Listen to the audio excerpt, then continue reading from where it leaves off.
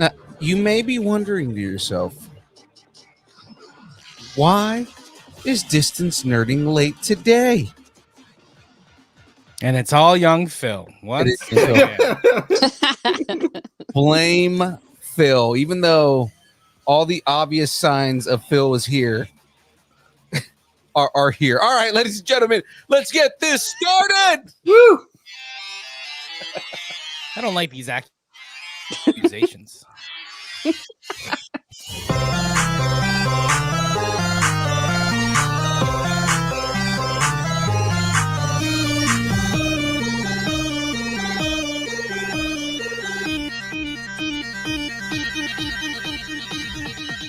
Distance Nerding.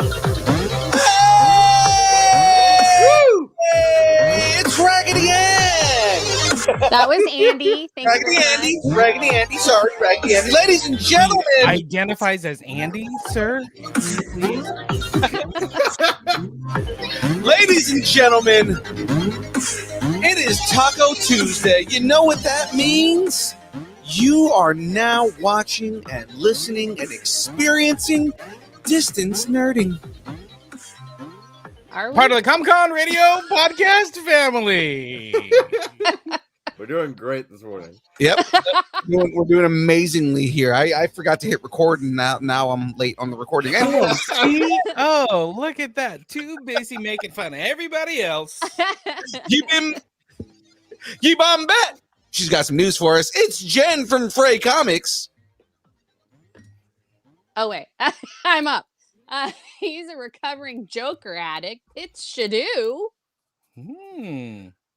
He's the Danny Rand of the podcast. It's Jahmez 5000. 100% the white guy. He's a chimichanga variant. It's young Phil. And we're here to nerd Together. Yeah. I didn't say the word together. We're talking about anything pop culture, news, movies, food, music, wrestling, comics, Comic-Cons, celebrity interviews. Discovery of witches. Whatever you're nerding out on, we want to talk about it. Ladies and gentlemen, follow us on Instagram, Facebook, Twitter, Twitch, Threads, YouTube, Discord for all of the fun and updates of the updating world at Distance Nerding. And of course, you can email us at all of your favorite place to email because it still exists. I wasn't that late. I was just busy. It's spring break, guys. There's kids everywhere running around the house. I thought your spring break was next week. It feels like it's every week. There's just kids everywhere. I don't know what's happening. It's like a party house. It's like MTV from the 90s up in here. Just Oh my gosh. Is it the real world? yeah. Only with 5-year-olds. Nerding at AOL.com. Honestly, that sounds terrifying. It is, yeah. Like the real world with 5-year-olds. That sounds absolutely horrifying. It should be called the realist world. Exactly. The toddler world. The toddler world. The real world. Yeah. Toddler edition. Real whiny. Real whitey. Say Wong in the chat complaining about another morning show. Hey, to make you feel better, we're going back to the afternoon time next week. So Yeah. there you go. But Say Wong's here. That's the thing. It's like you're complaining, but you're here. So Because that's he's awesome. at work and he doesn't want to have to watch at work. Oh. Well, I mean, that's just on him. Yeah. That Well, sounds why like don't a you Say tell One your problem. coworkers, hey, help us out? So everybody you work with, Some of do us have watch freedom, this show, yeah. Distance Nerding. Now, I'm not a nerd, but I love this Distance Nerding show. Yeah. Put Ladies it and as part of everyone's contract. You must watch Distance Learning. Oh, and James laughed. Apparently, we've offended James already. Or he was just pulled by 5-year-olds. All right. Right. Ladies and gentlemen, you have now stumbled upon the best kept secret on the internet because it is obviously a secret. You are now watching The Download.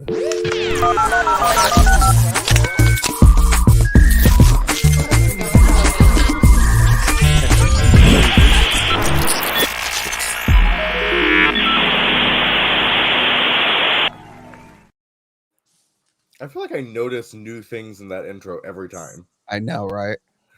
You watch the intro? What? I mean, it's amazing. But Wait. I mean, I've seen it a lot.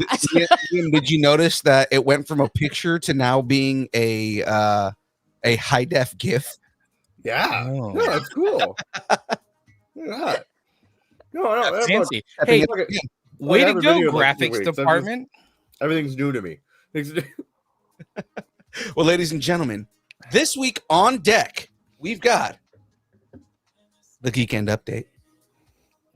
Can we smell the potatoes from here? Yes, we can. I'm ready Oil them, mash them. I'm ready for some French fries that Graveyard is not going to eat. Lights, camera, reaction. Mike Lowry's back. Mike Lowry. Mike Lowry. Mike Lowry. Lowry. Mike The Lowry. way you said that just reminded me of just one thing. My spoon is too big. Oh, early internet memes. All right, starting rumors. Another Venom movie coming?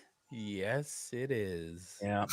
Another excited, toxic, Somewhat another excited about this one, though. toxic movie. I mean, yeah, another. I'm actually Another somewhat, symbiotic experience. I know, right?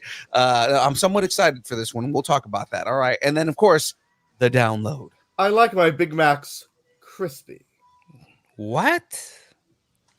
I like Big Macs, and I cannot lie. You other brothers can. Crispy, not fry. What do you mean, you brothers? I said, What do you you other mean? brothers. What do you mean, you other brothers? It's a good movie. How come people don't quote that more? Because parts of that are don't hold up, even though that Oh. was amazing. So I mean, like, which is funny because actually Robert Downey Jr. talks about how much it doesn't hold up, but he doesn't regret it. So it's like, Yeah. But anyways, from there, ladies and gentlemen, before we jump into the rest of the show and before I forget to do it, But first, let me get a shout out. Distance Nerding is on Comic-Con Radio. Listen to Distance Nerding and our second show, A Comic Conversation, via comiccon-radio.com. Oh, come on, James. Look for the Distance Nerding podcast, even this episode, and a new comic conversation each week on comiccon-radio.com/podcast. Am I supposed to mute him when he does the wrong part? I don't know. I'm confused. Hey, Ladies and gentlemen, we've got a shout out. This show is powered by Poddex. And Young Phil is powered by Devin. Poddex.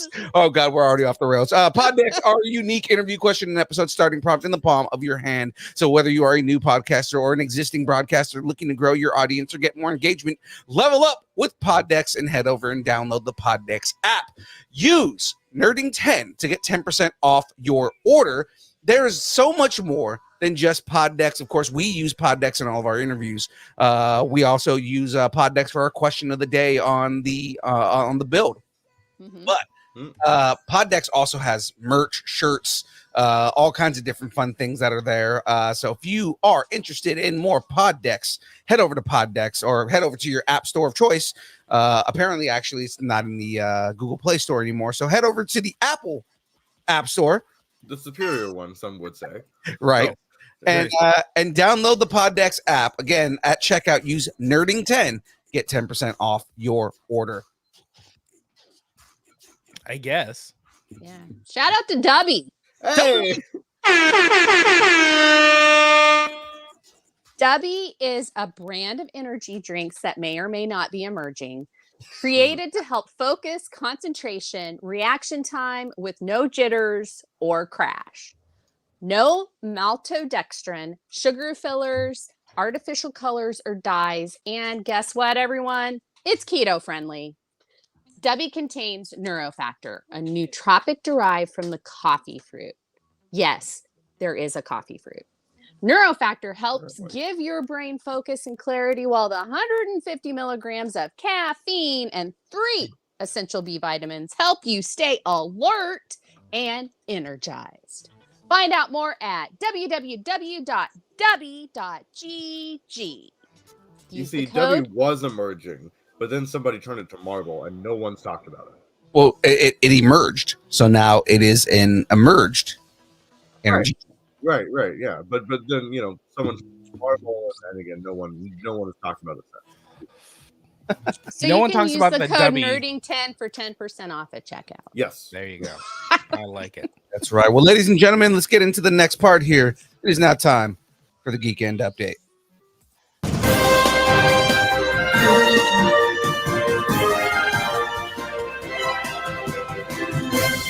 Shout out to Dubby. In fact, hold on. So do we Hold on. already did the ad for Do it? you have new glasses, James? I mean, like, that's the only thing I can think of.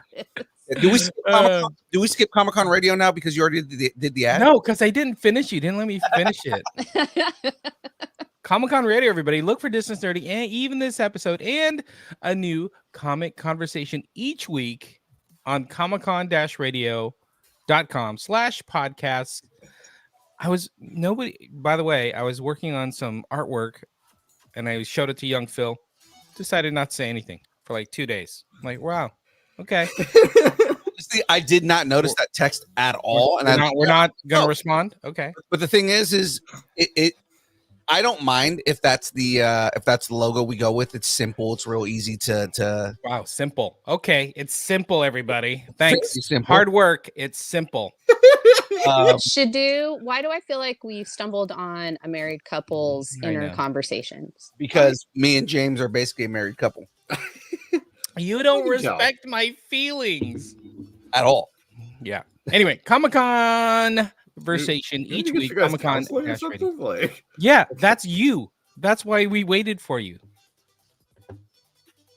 He's like, no. Wait, I don't want to be the counseling. No. I didn't agree to this. No. Hold on. Okay. All right, then we're gonna skip it. Okay.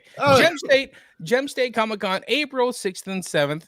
Expo Idaho in Boise. Are you guys excited? We're like hours away. Yes, I'm excited and I don't want to vomit at all.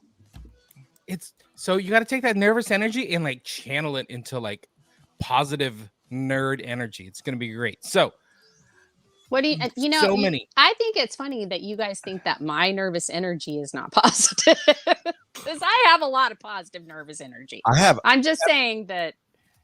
I have anti-nausea pills if you want those. Oh, I do too. I have plenty of them. I prefer not to use them. I like my body to tell me what's going on. Gotcha.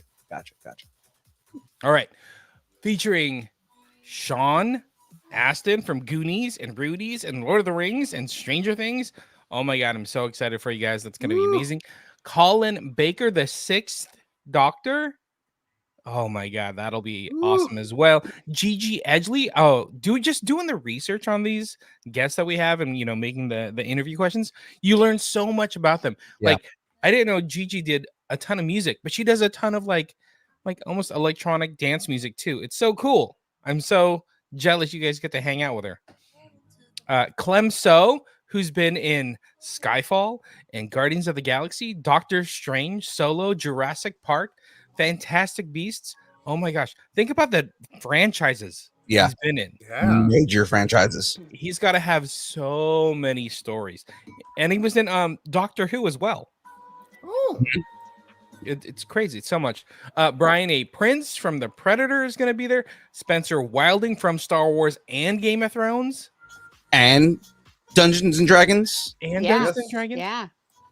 He played Gorg. Philippe's new best friend and filling out his Asian quota, Ming Chen, is going to be there from Comic Book Man. Did you see his interview with Dave yesterday? No, I missed it. I actually reposted it on our story. But I guess apparently Ming Chen is good friends with Gigi Edgley, and that's how he got involved with this. Oh, that's awesome. Mm-hmm. That's banana boat bonkers. That's cool. Maybe she'll go hang out. That'll be with you guys cool too. Mm-hmm. Throwing axes or throwing fire. I don't know what you guys are doing, but it I sounds feel Throwing like fire. I feel like karaoke. I think that's where you really see who people are. And that's what he wants to do too. He wants to do some Yeah. karaoke. So axe karaoke. That's gonna be great. No, because I That's can't fair be enough. around sharp objects. We've had That's- this conversation.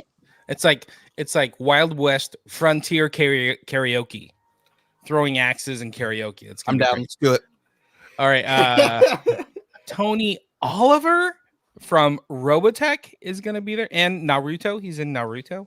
But How cool is that? they say Robotech and he was Rick Hunter, but Mighty Morphin Power Rangers. He's like so involved in it. Yeah. That's one of those things where it's like we're doing the questions and doing the research. We're like, oh my gosh, this guy's Yeah. career is amazing. Yeah. Like we wouldn't have the Mighty Morphin Power Rangers that we know and love without him.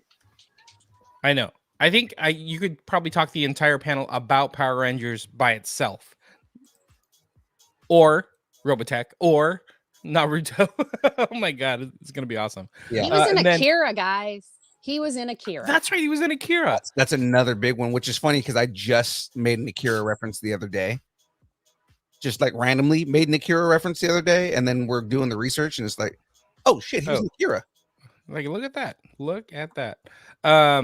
And then also good friend of the show, Marie Westbrook from Jujutsu Kaisen and Cyberpunk Edge Runners and Star Wars The Old Republic will be there as well. She's so nice. So nice. Should do super jealous. I am. Oh, and Geek Saga on Instagram wants everyone to know that also Eugene Lazos from Geek Saga is going to be there as well.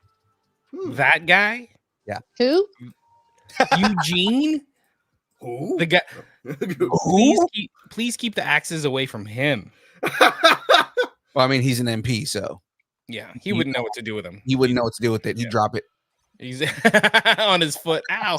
That's sharp object. Oh. Oh my goodness. No, shout out Oopsie. to Eugene. He's a good dude. Yeah. Love you, bro. And then so Gem State Comic Con, all those celebrities are going to be there, plus like 2 cosplay shows hosted by Ming Chen are going to be happening. Right. How cool is that?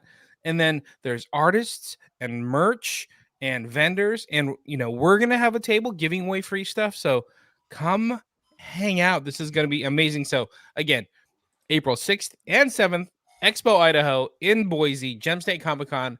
Gonna be amazing. Check out gemstatecomiccon.com for all the tickets, the various autograph packages and photo ops packages you can get. Oh my gosh, so cool. So what I love about that is like I think they just released more of the Samwise Gamgee packages, so you can go get it autographed and you're guaranteed that autograph, and you get to go check out Sean Astin. How cool is that? Yeah. It's so cool. Sean Astin. I'm like, I mean, I'm gonna tell you guys a secret. Don't tell anybody else, okay? He was my first crush. Me too. Oh, wait. Because Goonies, like I was a huge Goonies fan. Like he's only a couple years older than me. Nobody look it up, but he's only a couple years older than me. And like, yeah, I was like, Josh Brolin was way too pretty and older. And then, but yeah, I loved Mikey from Goonies. And so I'm like, telling myself over and over again, do not tell Sean Astin this. Do not tell Sean Astin this. He doesn't need to know this. Why would you tell him this? Do not tell Sean Astin this. We'll see what happens. He'd probably be flattered, if anything. Exactly. He'd probably appreciate it because he probably never got the teenage heartthrob on the cover of Beat magazine, Tiger type. Beat magazine. Yeah, Tiger Beat magazine. That like I may or Josh may not Brolin. have had a subscription to. Please. Why am I not surprised? Go find those. Where are those issues as we speak?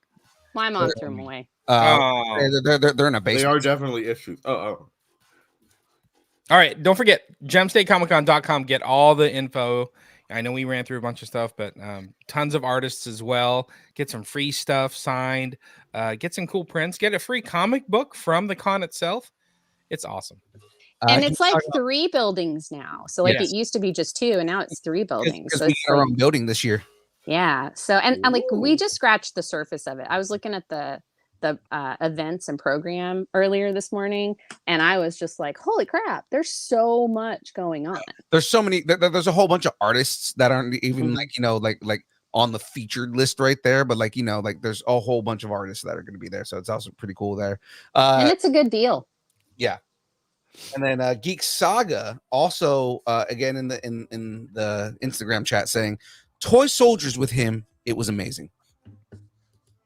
Yeah, there you go. And he's got a new movie coming out too with Matthew Modine that hopefully we'll get to talk to him about Sean Astin about. Were we talking about Sean Astin? He's got like a banger franchise like each decade. It's crazy. Yeah.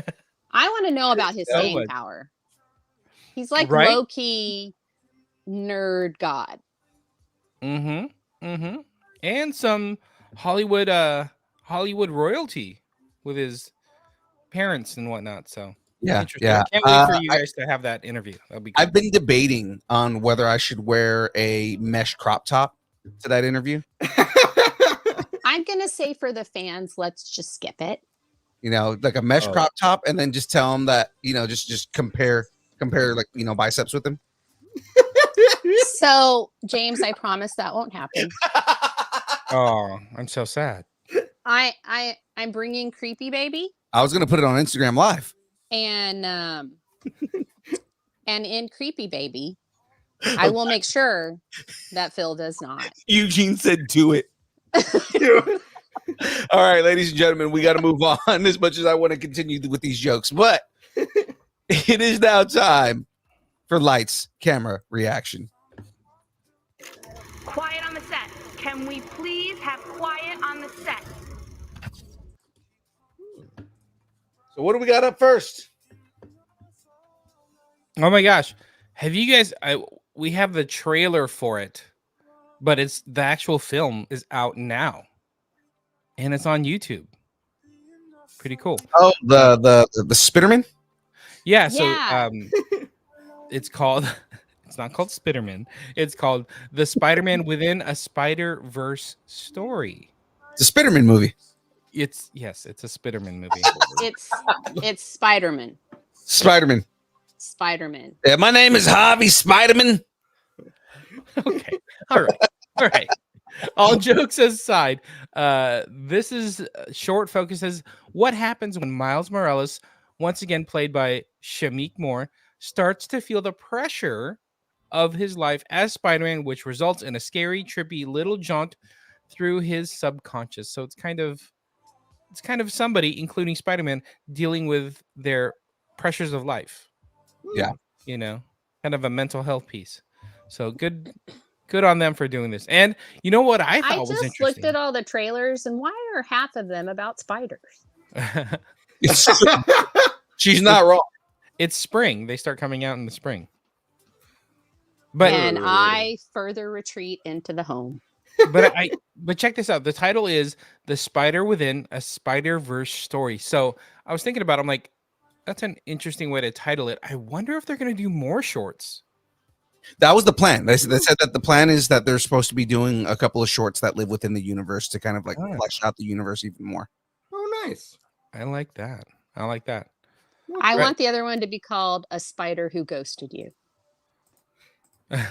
And that would be about the spider who shagged me. Oh. That would be about Gwen Stacy. Yeah, I'm saying it'd be about Gwen Stacy. It'd be kind of cool, actually. Okay, so let's check out this trailer, guys. And this is like official. I love the animation style.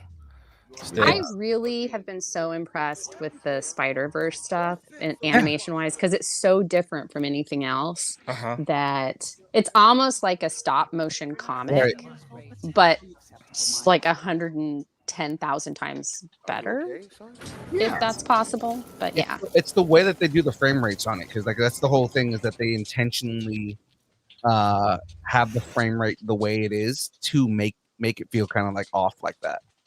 Oh yeah, I just love it. I think I would love for like animation, not all animation obviously, but like more superhero animation or like comic book animation to kind of like do that. Maybe the younger stuff, like Blue Beetle, if they decided to do like a Blue Beetle type animation stuff, or Titans, the Teen Titans or something. That'd be freaking fantastic. I could even see in live action. I love they kind of did that with Miss Marvel almost. Yeah. Like that kind of the melding of media. It's so cool to me. It's like moving art, and I think that's so neat. So from what I understand, this short is supposed to be about Miles dealing with his own mental health, which is a very, very kind of new concept as far as like animation goes, because they're diving deeper into stuff the comics dive into normally.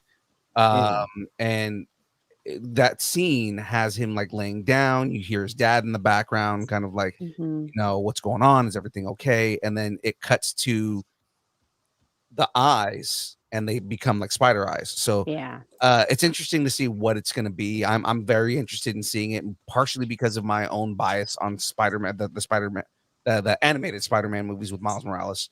I have to like preface that because not all the Spider-Man stuff is good right now.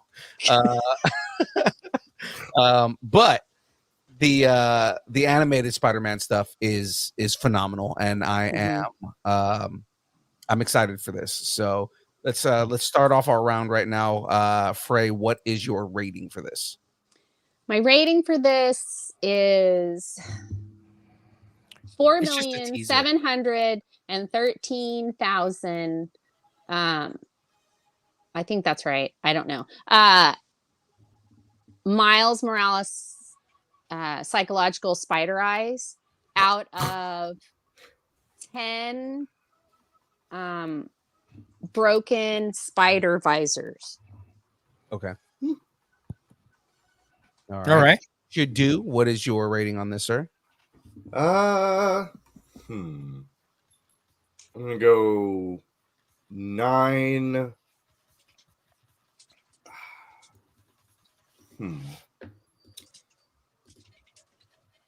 9. I'm stumped.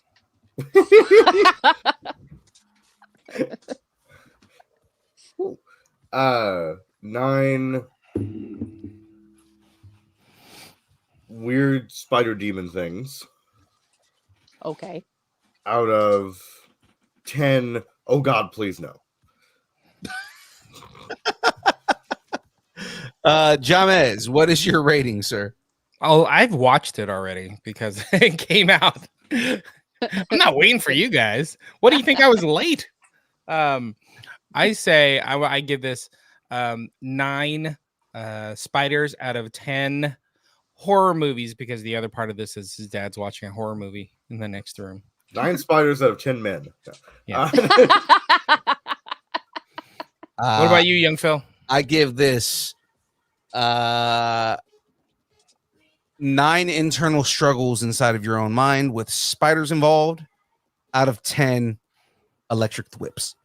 It's like a freaking nightmare. There you go. But go check it out. It's out now. Go check it out. It's on the YouTubes. On the YouTubes. It's on I think Sony Animation's YouTube channel. But if it popped up a couple of times on my feed when I was going through some stuff this morning. So yeah, I will be watching it later. There you go. Speaking of spiders. Freaking spiders. There you go. The Spiderwick Chronicles got a full trailer. Interesting. Is this Spiderwick? This is the thing that they were going to put on Disney Plus, right? And then they decided to put it on Roku? Yes. Yeah. Okay. They sold it to Roku. So they finished the entire series, and then Disney's like, nah, we're not going to do it. Which I was like, they were okay. like, hey, yeah, it just doesn't seem like it fits us. What? Which I thought that was interesting. Like maybe it was gonna, maybe it's a little bit more adultish and scary, and they thought maybe it's not quite their demographic, which I was trying to just make sense of that, But now all of a sudden, Disney and Hulu are combining, and like I see ads come up on Disney Plus for Poor Things with Emma Stone. I'm like, why is this popping up on my Disney Plus right now? On my Disney Plus feed. Oh my gosh. There are literal sex scenes and there are some pretty violent scenes in Shogun, and that's on Disney Plus right now. Oh, that means you haven't seen Poor Things yet, because that is a crazy jaunt through the bedroom. And Oh, other places. Yeah, I've heard some stuff about it. I haven't seen it yet because I just haven't seen it, but I hear it's really good. Mhm. No, I'm both. I'm saying for both. I'm not saying that. Yeah. Oh yeah, no, this is worse than this. I'm saying no. These are the kind of things that are on Disney Plus right now. Yeah. Right. I was very shocked because my kids are like, "Oh, is that like a Alice in Wonderland thing?" I'm like, "Oh no, Nope. we are not going down that rabbit hole." Did you do the whole thing of the slow-mo? No. Knocking. It's like a Brawny commercial. No, and then No. Emma Stone on the TV goes no. And then the bears scream, and then you scream, and in commercial. Yeah, just Let's knocking watch it. the remote out of their hand. Like, ah! Okay, Spider-Boy Chronicles. Back to that. It's on the Roku network Yeah. channel network. I don't know. The channel. I have a Roku and I don't even know. So, Yeah, the I whole have series no is going to Roku. Yeah, I'm just thinking. I'm just looking. Yeah. Okay. Cool. Apparently, Roku channel is they're treating it the way Apple TV Plus is treating theirs, and they're going to be like expanding out to all the different platforms. Oh, that's cool. oh. Is that was- Apple doing that too? Did Apple's I on miss something? everything. Yeah, I have Apple TV on my Fire Stick. Oh, I didn't know that. Yeah, I just have Apple TV because I have Apple. Like, Mhm. I just pay for it through my iPhone, but I Yeah, didn't know you could do that. yeah. The Apple TV. I first learned that because I could put it on my Samsung TV, Oh, okay. Cool. and then Well, I mean, like I got the app on my Xbox. That's what we watch it on. So Yeah. yeah, that's true. Okay. and they have I'm it on just Fire silly. TV now, so and everything like that. But like I guess Roku's doing the same thing because originally I thought Roku was going to be like it's you have to have a Roku in order for it to be able to watch this, and I was like, I'm not going to go and buy a Roku just to watch these shows, and they're doing the same thing with that basically Apple is doing. Okay. Okay, we've talked around this enough. Let's All go. right. Let's do it. All right. Sorry, my screen just went blank for a second. All right, here we go. Every show on Netflix does. Right. Oh, yeah. Right. it wasn't successful on this channel, so we're gonna go put it on Netflix and do 1,000 seasons of it. Yeah. Right. Cobra Kai. Yeah, exactly. Yeah, good point. Yeah. Guys, Yeah, it's a perfect example of that. Mhm. This looks pretty interesting. I'll watch this. It is a little odd that it's on Roku channel because that's just not something I go to when I think streamers. And I'm like, oh, let me find Mhm. something to watch. Well, I I think don't that's really- probably the point. Yeah, I don't really jump on the Roku channel. Like, what was the other one? Yankovic, that Daniel Radcliffe movie. Like, I think it took me like a month to be like, okay, maybe I should watch this, but I wasn't like clamoring for it on Roku channel. But this looks interesting. I'm into it. It's a 8-episode series. I will give this 8 spiders out of 10 heathers. Is that a thing? Oh, No. yeah, no, you don't can do that. Yeah, thanks for stealing mine. You're welcome. I'll go That's why- next. So I'm why I just went gonna first. say 8 Christian Slaters Mhm. Mhm. out of 10 Christian Slaters. Sure. Not bad. I'm gonna give it 8 weird kind of satyr tree things out of 10 murder coins. Aw, you said murder corns. Has anybody read these books? I have no idea what this is. Oh, Another fantasy book. But I assumed it was kind of urban fantasy-esque. Yeah, He young went adult. Percy yeah. Jackson. We went Percy Jackson instead of Spider Chronicles. Also, Yeah. I don't like spiders. So I don't know If you how put many spider in the spiders are actually name- in this. I mean, didn't see spider any head. in the. I'm just saying that, like, look, we don't have enough time to talk about my issues with Spider-Man and the reason that I'm not a huge Spider-Man fan. But mostly, like, I think, like, a majority of them are because he's named Spider-Man Spider- and he was bit by a spider. You know, And it's funny, Fray. I've been like talking about the Lord of the Rings game with you every now and then, and yeah, I keep totally forgetting that the first half of that of Shadow of War, you're dealing with like a giant spider. yeah, I can't do that. Like to the point where SHDU has to go and defeat all the spiders in all the Dragon Age games for me. Yeah, and then the rest of the spiders in the game are all like regular size spiders, but they're annoying because they jump on you and bite you and they poison you. Damn it! So Yeah, that I think I literally at one point, this is TMI guys, but literally at one point I was playing Dragon Age, and there's it was the Inquisition where you go to the desert and they have the spiders that just jump out at you. Oh yeah. And The so Inquisition. I'm walking along and a spider jumps out. I literally toss the controller on the bed and scream at the top of my lungs. SHDU was in his bedroom, stopped what he was doing and ran in there and thought that I was dying. God. And I was like, there's a spider, it's a spider. And he was like, it's a game. And I was just like, so they have to, I can't. Yeah. You're going to love Skyrim. Yeah. Absolutely. So my rating on this one, I'm gonna give this 9 flaming swords of badassness out Official name. official name. It is the flaming sword of badassness. Out of 10.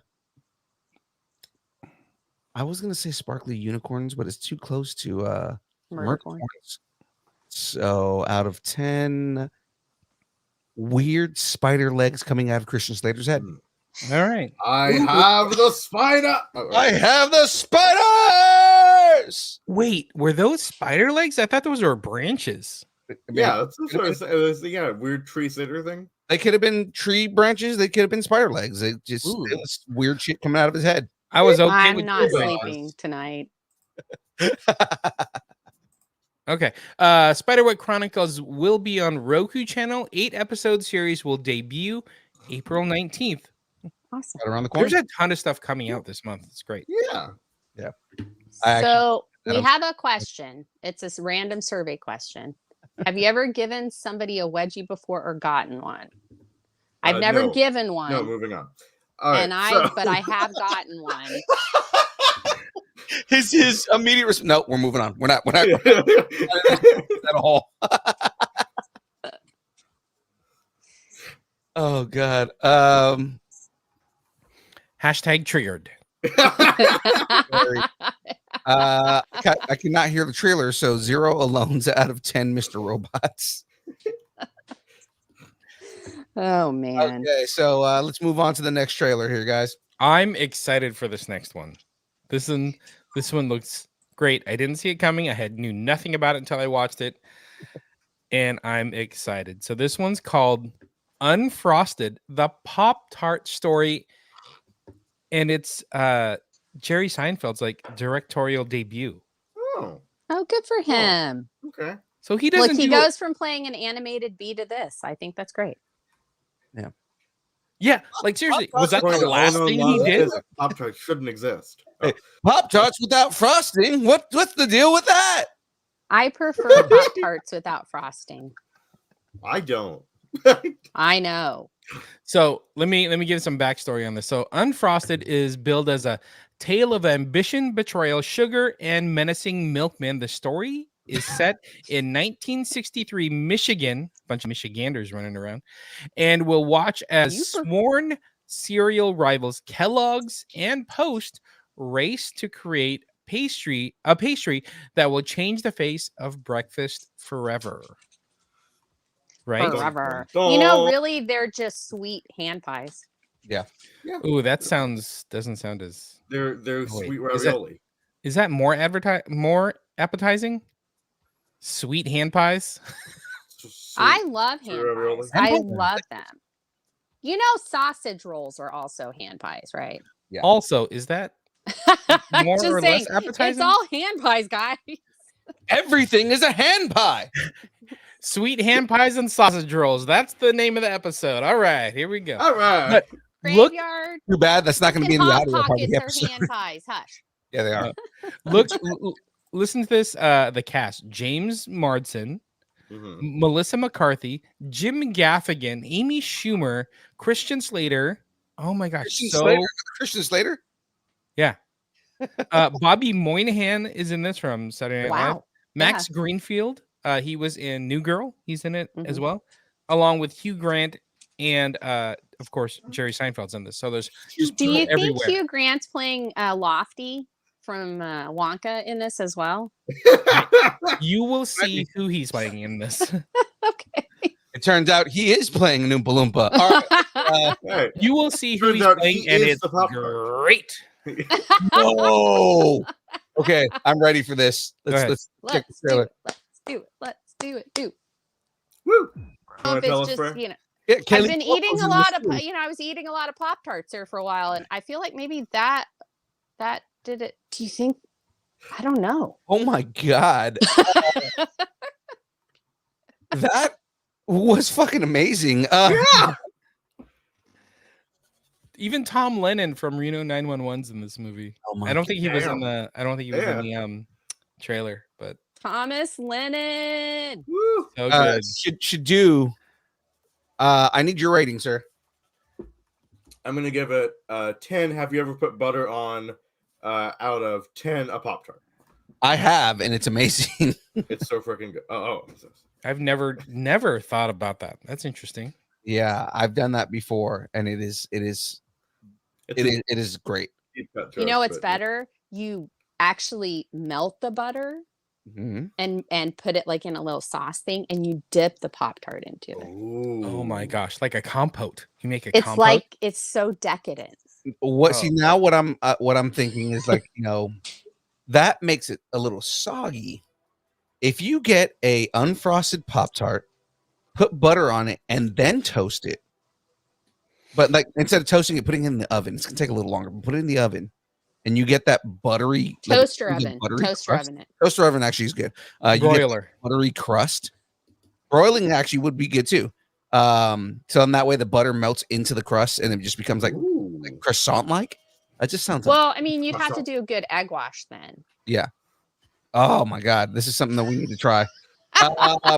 Somebody please try this and put it in the in the food chat that we have both on Discord and on Facebook, and let us know. If I'm you're all not about part of the food chat on either of those, Yeah. stuff that we make in those chats are great. You guys got to go check it out. Fray, what do you think? Are you excited for this one? I'm gonna give this. I'm gonna give this 10. Let's twist again out of 10, like we did last summer. Okay. There I was you gonna say go. something about murder corns, but I decided not. I'm all about this movie. Is that blood or frosting on your horn? Yummy either way. Okay. young Phil, what you got on this movie? So my rating is every single actor in Hollywood in one movie about toaster pastries out of 10. Here's the controversy. Cherry is my favorite. Oh, what is Okay, I'm done wrong with with you. you? I'm done with I it. love cherry Pop-Tarts. I think they're They're delicious. the only one. What about strawberry? That's what strawberry. old people Followed by eat. blueberry. Followed by blueberry. I like the No, blueberry. no, Old no. people eat cherry You're pop. not Yes. you're not defending yourself very well here. Right? I don't mind. Like I like unfrosted strawberry and blueberry pop tarts. Stop it, you guys. The correct answer is cinnamon sugar. Okay. Yes. Yes. Think you should do. Yes, it is. It is indeed the correct answer. I'm even gonna move the. You know, I tried so hard to get him into the strawberry pop tarts, I'm and gonna he just even- won't do it. I'm gonna move our cameras just so me and Shadu are on the same side because you know what? I can't handle you guys with your cherry Pop Tarts. Well, at least you found your level. Exactly. Oh, yeah. On the bottom. We're bottom. I'm okay with this. You guys are putting butter on top, so you guys get to be on top. He's a bottom feeder. There you go. No, all right. I'm Before so this excited. gets into Everybody off, anything else, okay? let's do a quick. Let's let James rating. What's your rating? I give this 10 cinnamon sugar Pop Tarts because they're amazing. Out of 10 Tony the Tigers, it's great. It's gross. Oh. And this comes out May 3rd on the Netflix. On the flicks of the net. Ta-dum. Ta-dum. We're over here doing a ta-dum like I don't have one. Of course you do. All right, let's keep it going. Keep it going. All right, one more. Come on. Let's go. And that is it for trailers. It is now time to move on because it is time to start some rumors. And of course, that should probably be on the screen. Oh, sorry. It's not time to start some rumors. We got another trailer. That's what I said. One more. I was like, okay, well, I guess we're not going to do Bad Boys Ride or Die. Yeah, that's my fault. I pulled up the screen and was like, oh, we have another trailer. Never mind. Just dive into it. Let's just. I feel like maybe Phil needs us to go back to later in the day. Yeah. Well, that's happening. Yeah. All right. Let's get into this trailer. For them dealing with racist white dudes in Florida. It's great. Yeah. Remember, they're in Miami, so it's like Here's the thing that I want to say. This is just what I want to do. oh yeah. Well, because like outside of, I mean, even in Miami at this point, from what I hear, but we're not going to get into that. Let's Don't call it a comeback. I mean, what? I'm pretty excited for this. That actually, I wasn't at first. Yeah. Because I was like, oh god, another bad boy movie. Do we need another bad boy movie? And then the trailer is just like, this looks fun. This looks very fun. Mm-hmm. So funny, like little side thing. I met Reba McEntire in a bathroom in Ireland. Yeah, that's right. You told me so about that. So like the show, I was like, I met her. Wow. I remember when I was young, we went to a rodeo, and my mom only wanted to go to the rodeo because Reba McEntire was singing the national anthem. Reba. Mm-hmm. Yep. Can't go wrong with Reba. So because of that, I'm gonna give this 9 what you gonna do's out of 10 Ray-Ban sunglasses because that makes this movie. Graveyard said, met, stalk, same thing. I was just as shocked as she was that another person from Oklahoma was in a bathroom in Ireland. So that was Shadu, what is your rating, sir? I'm gonna give it 7. What you're gonna do out of 10? What you're gonna do when they come for you? Oh, There you go. Jahmez, what is your rating, sir?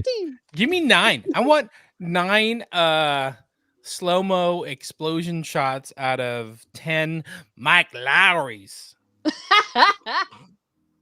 All right. I'm gonna give this 8 guns flying in the air with the camera on it. Mhm. Out of 10 black men wearing purebred white boy sweaters. That's good.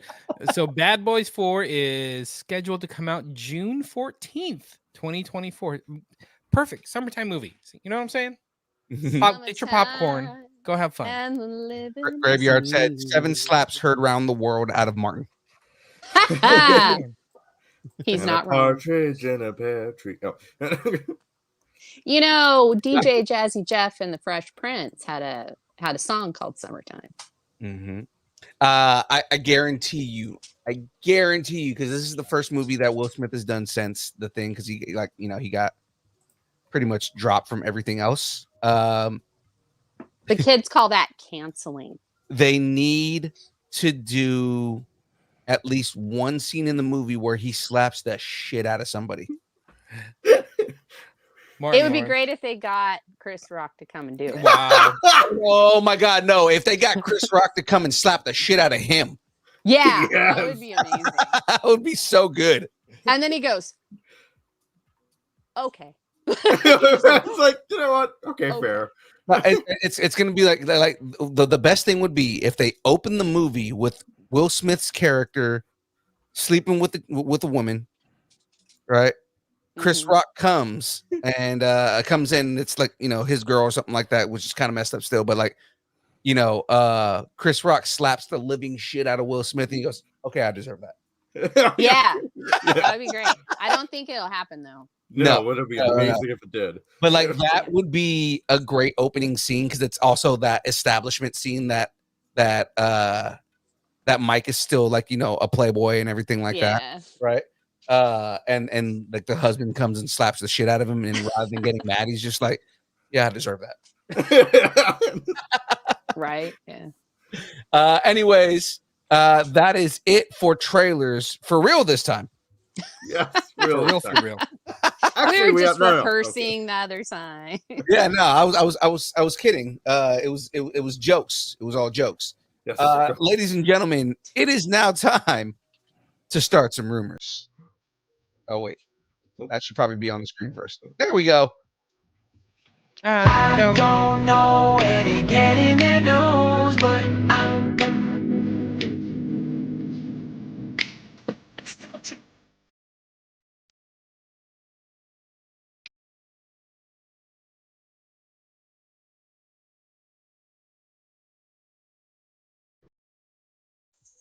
All Start right. us off, should do. Let's do it.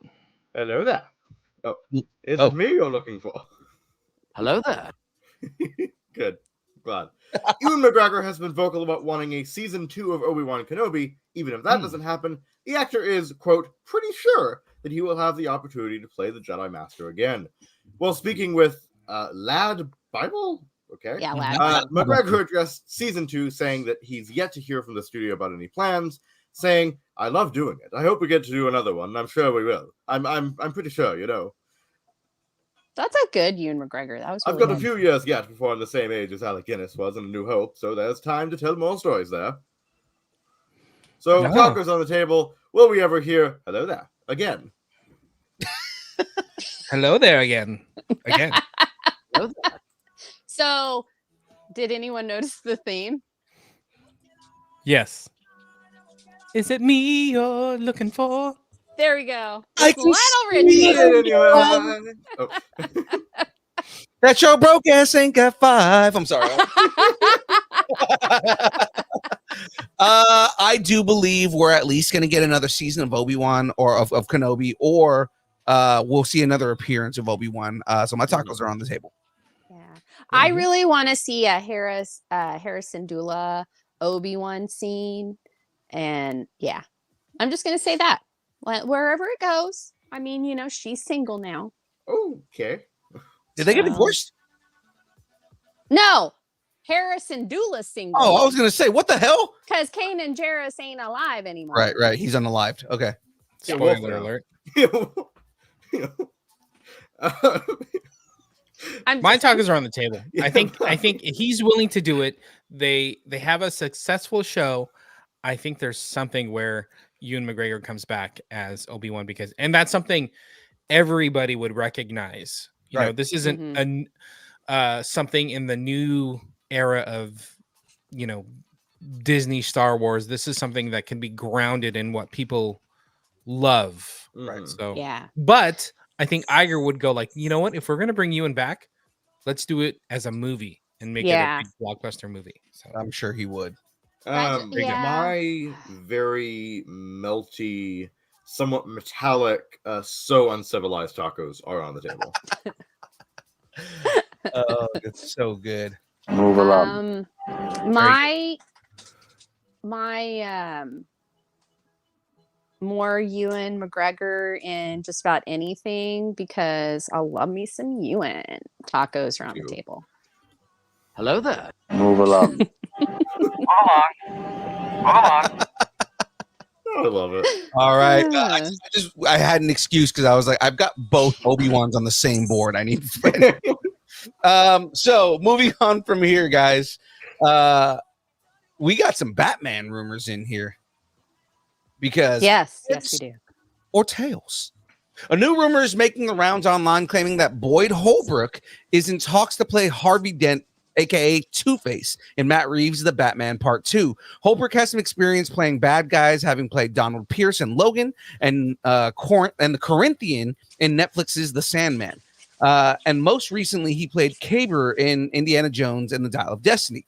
We haven't heard anything about the sequel story, but it has been reported that the movie will be at least partially based on Jeff Goff's Batman Earth 1. So, tacos on the table. Should we flip a coin to decide if we want Boyd Holbrook as the DA of Gotham City? I can see it. I say absolutely. Let's push all those tacos on the table. Boyd Holbrook brings such interesting choices to the villains that he plays, and I'd like to see him do that. I really liked him as the Corinthian in Sandman. I loved him in Logan, and I didn't know him really until Logan, and I really liked. He had that kind of like almost like cracked villain down, like a villain that's not all there. And I just think he could do some really good stuff with Two-Face. I really think he could. Like Richard Mull stuff. Cool. I did that. I like that. Yeah. Tacos on the table as well. My half hard, half soft shell tacos are on the table. Oh. Tacos. Yeah. Okay, go ahead. I think we're good, right? Phil, did you? Oh, that's right. No, James's next story. Previously on Spider-Man, according to rumors, Spider-Man 4 will see Peter Parker stepping fully into Spider-Man and leaving Peter behind. Interesting. What? I know, right? The idea now moving forward is to give him a sense of independence. In his mind, Peter Parker is no more, but Spider-Man lives on, since he has either lost or detached himself from everyone he's ever loved. All he has to keep him going is being Spider-Man, whether the city loves him or not. As the title of Spider-Man continues to consume Peter's life, little by little, Peter Parker will take a back seat and continue to fade from existence. This story point can be compared to Robert Pattinson's Batman, the Batman. Batman, the Batman? No, just the Batman. Batman in the Batman. Yeah, like Bat. Yeah. I don't know. So, which Spider-Man will we get in Spider-Man 4? Keep in mind, like, there's all kinds of rumors that Daredevil may be in this, Kingpin, Ant-Man, or the other Spider-Mans may be in this. Right. And maybe even Miles Morales. I don't know. This is a weird one. Yeah, I mean, and they're talking about like Drew Goddard. Like he's like the emerging frontrunner to direct it because like John Watts said he's not going to do it again. So, Justin Lin too. So I mean, like, there's a couple of different people that they're looking. Yeah. And I think that if you like Drew Goddard or Justin Lin, they're going to have two totally different takes on it. Yeah. So, I like this idea. I think it's a natural progression, and I really feel like it would create a lot of like dramatic tension if he was like, well, Peter's not working for me anymore, so let me just be Spider-Man. And then like at some point NJ like remembers like to bring Peter back. Like it's, I can see that. I could see that being a really interesting storyline. Yeah. So my tacos are on the table for this. Okay. I just, Tom Holland right now, I've adopted him. I adopted him many years ago. And so I want him to do well. He's Tom Holland, Timothy Chalamet, and SHDU are sharing a room. And Amon Villani. Don't forget about her. Yeah. You don't get to share a room with Amon Villani. We've already talked about this. Okay. That's good. That's good. Okay. My tacos are on the table just because the story naturally is making its way in that direction anyways. Yeah. So it doesn't not make sense to have Peter just not be Peter anymore and just focus on being Spider-Man. At the same time, this also lends itself to where, like, okay, if there's a little bit of heartbreak and MJ doesn't remember him and he doesn't know anything, like, this may be an in for him to meet Mary Jane Watson. Yeah, I was thinking that they are going that way where he's lost any ties he's really had to Peter. Yeah. And so him becoming Spider-Man and just thinking, this is what I'm supposed to do and this is who I am. And that way he's kind of hiding from not being able to deal with all the loss. I could see that being a really big emotional beat for him. And then to have Gwen Stacy time. I could see that. That's awesome. Him. Yeah. I definitely think that could happen. Absolutely. Okay, I have a wild theory real quick then. If this is what they're gonna do, maybe the short that just released is a bit of a kind of testing the waters for something like this. Oh, yeah, because the whole mental health thing about it. Yeah, it could be that. And that could introduce Miles as well. Exactly. Oh, look at you go. I like that. That's great. Way to So go. yes, my, look at you, little theory creator. My very sticky webby tacos are on the table, yes. Very good. Very good. All right, so moving on from here. Symbiotes fucking assemble. Easy. So I did not write that whole word. Thank you. It's there. So symbiotes fucking assemble. It's implied. It's implied. More of a Seth Rogen way to do that, right? Yeah. Sony Pictures Animation is reportedly producing an animated Venom feature film, and the studio is said to have hired Seth Rogen to write and produce it, hence dropping the F word right there. This movie is also supposed to be developed as a R-rated film. This is absolutely in Rogen's wheelhouse, and the story of Venom seems to be a no-brainer. When previously asked why he still hasn't worked with Marvel or DC, he said, honestly, probably fear. We really have a pretty specific way we work. Me and Evan, speaking about Evan Goldberg, have been writers for 20 years at this point. It's a fear of the process, honestly. And I say that knowing nothing about the process, there are a lot of Marvel things I love. And then it was probably preceded with the Are they sure it's Seth Rogen or not that dog that looks like Seth Rogen? Wow. So tacos on the table. Will Seth become the next symbiote, but for writing? Fray? I think it's good. He's had such success, like Preacher and The Boys, Which and Preacher technically is DC because it's it's what you call it. It's Vertigo, which is an imprint of DC. Yeah, right. Okay. But yeah, I mean, like he's got that, and it's these characters that are really flawed, and like instead of trying to hide the flaws, they accentuate them. And so I think that I think it's a slam dunk for him. It's one of those where it's like he would have to do many, many things to make it fail. Yeah. So my tacos are on the table. Yeah. Yeah. My black, inky, kind of oily tacos are leaking out onto the table. Your squid salsa tacos, squid ink salsa. My tacos that have just grown legs that are currently running away. Okay. All right. And we don't know which of us is the taco currently. Oh, the turd. I think you've gone to a different. I know that's. Oh the yeah, thing. yeah, right. We're talking That's about the Venom. thing.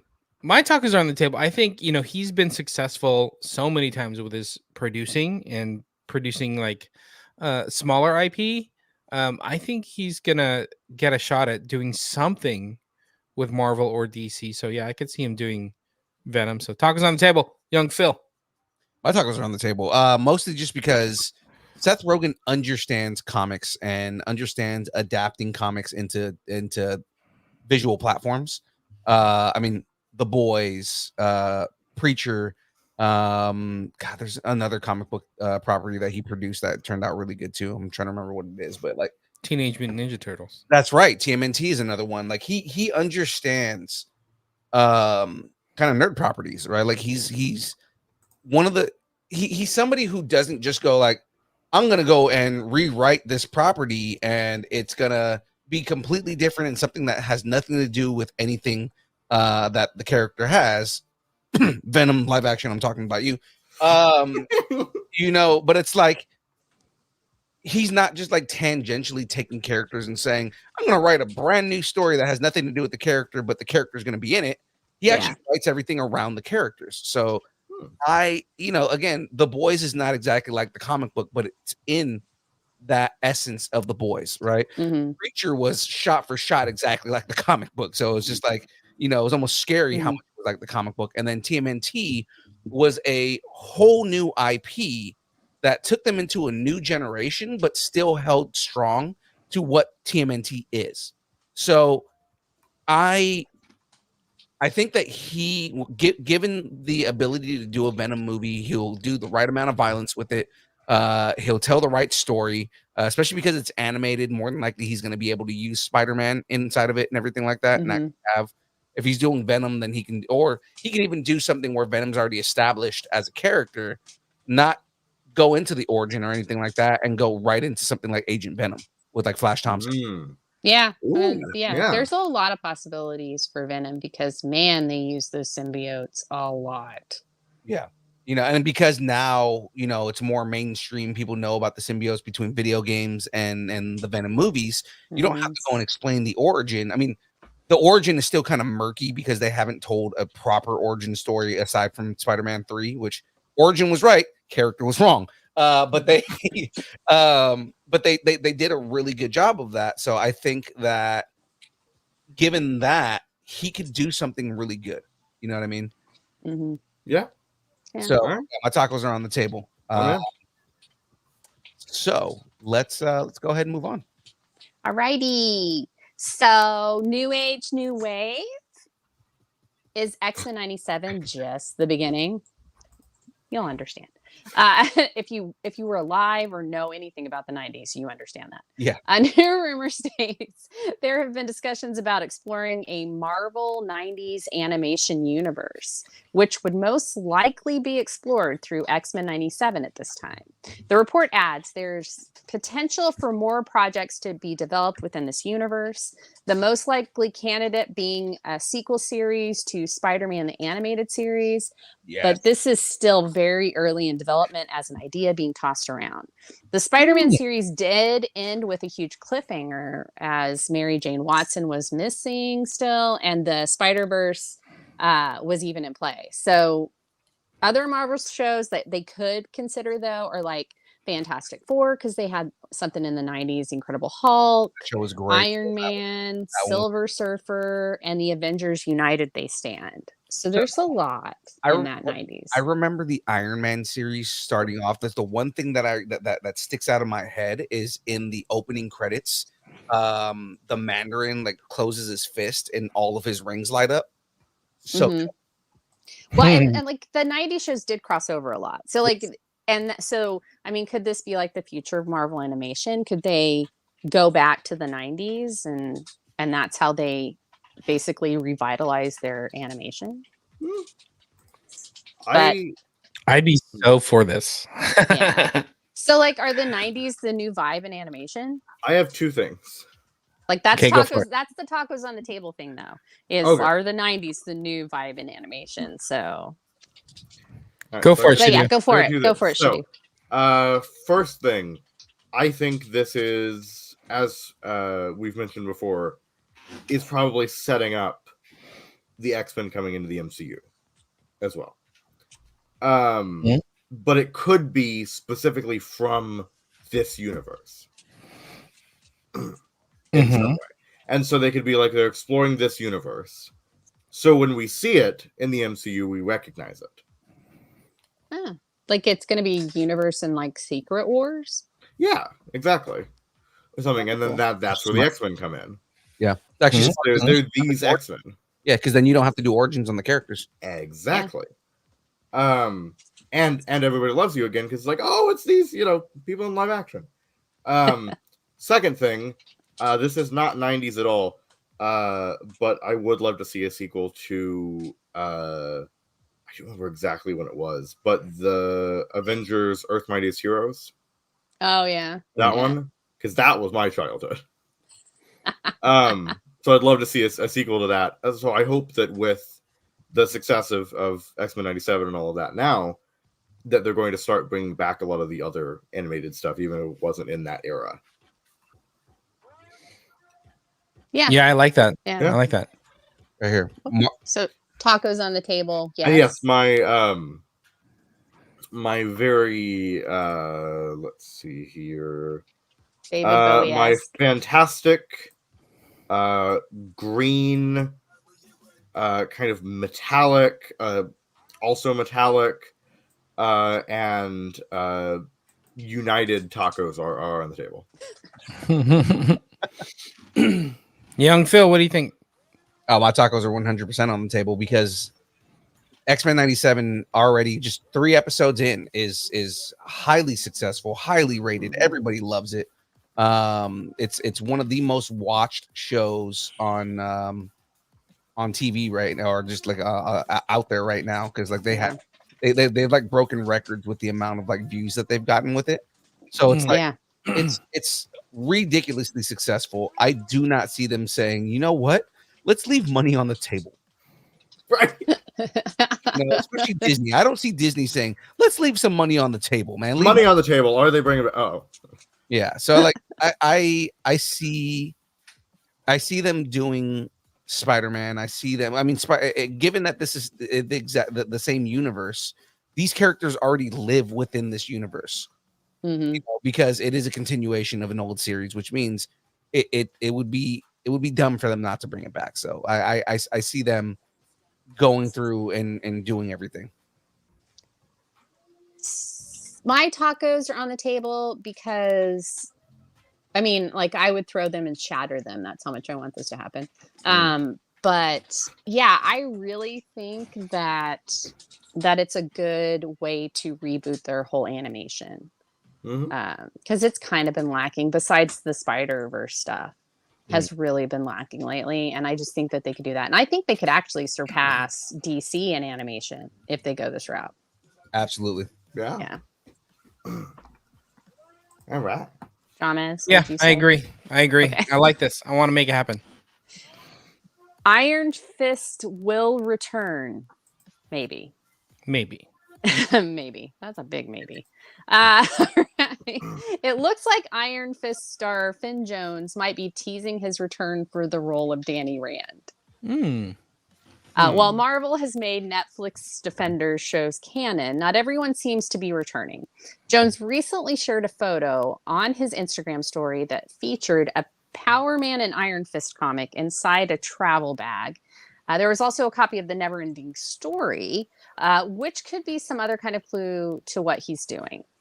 The comic appears to be in acrylic collector, like in an acrylic collector's case. So he's definitely not going to be reading that. If he is, then what the hell? Stop. Some fans think that he is heading to the set of Daredevil Born Again, which is currently filming. There was a report a couple of months ago that Marvel was in development on a female-led Iron Fist series with Danny Rand in a supporting role. The plan is supposedly for a new story to put the spotlight on like a female lead, and there's been at least some talk of this being an animated adaptation. So are we jonesing for a return of Danny Rand? Tacos on the table. SHDU wants to go first. Yeah, go for it. And that's really my opinion. I'm like, okay, all right, whatever. Your I'm about being a white guy, but okay. Your Jack in the Box $1.79 2 tacos. Yeah.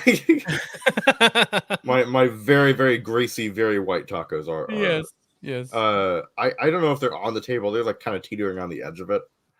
Yeah. Yeah. Okay. Yeah, All right. yeah. All right. All right. Just I don't really have a strong Phil? opinion. Eh. My tacos are on the table. Here's why. I think Finn Jones is a good Danny Rand. He's just a shitty Iron Fist, right? The thing is that's not his fault because the showrunner / director decided I want everyone to see his face the entire time rather than doing what they did with Daredevil and covering his face for the martial arts scenes, Yeah. which it doesn't make sense to have Danny Rand run around without a mask on when his character has a fucking mask, right? Like the Iron Fist, the immortal Iron Fist wears a mask. You can get a martial artist to do that, but again, I've railed on this in the past.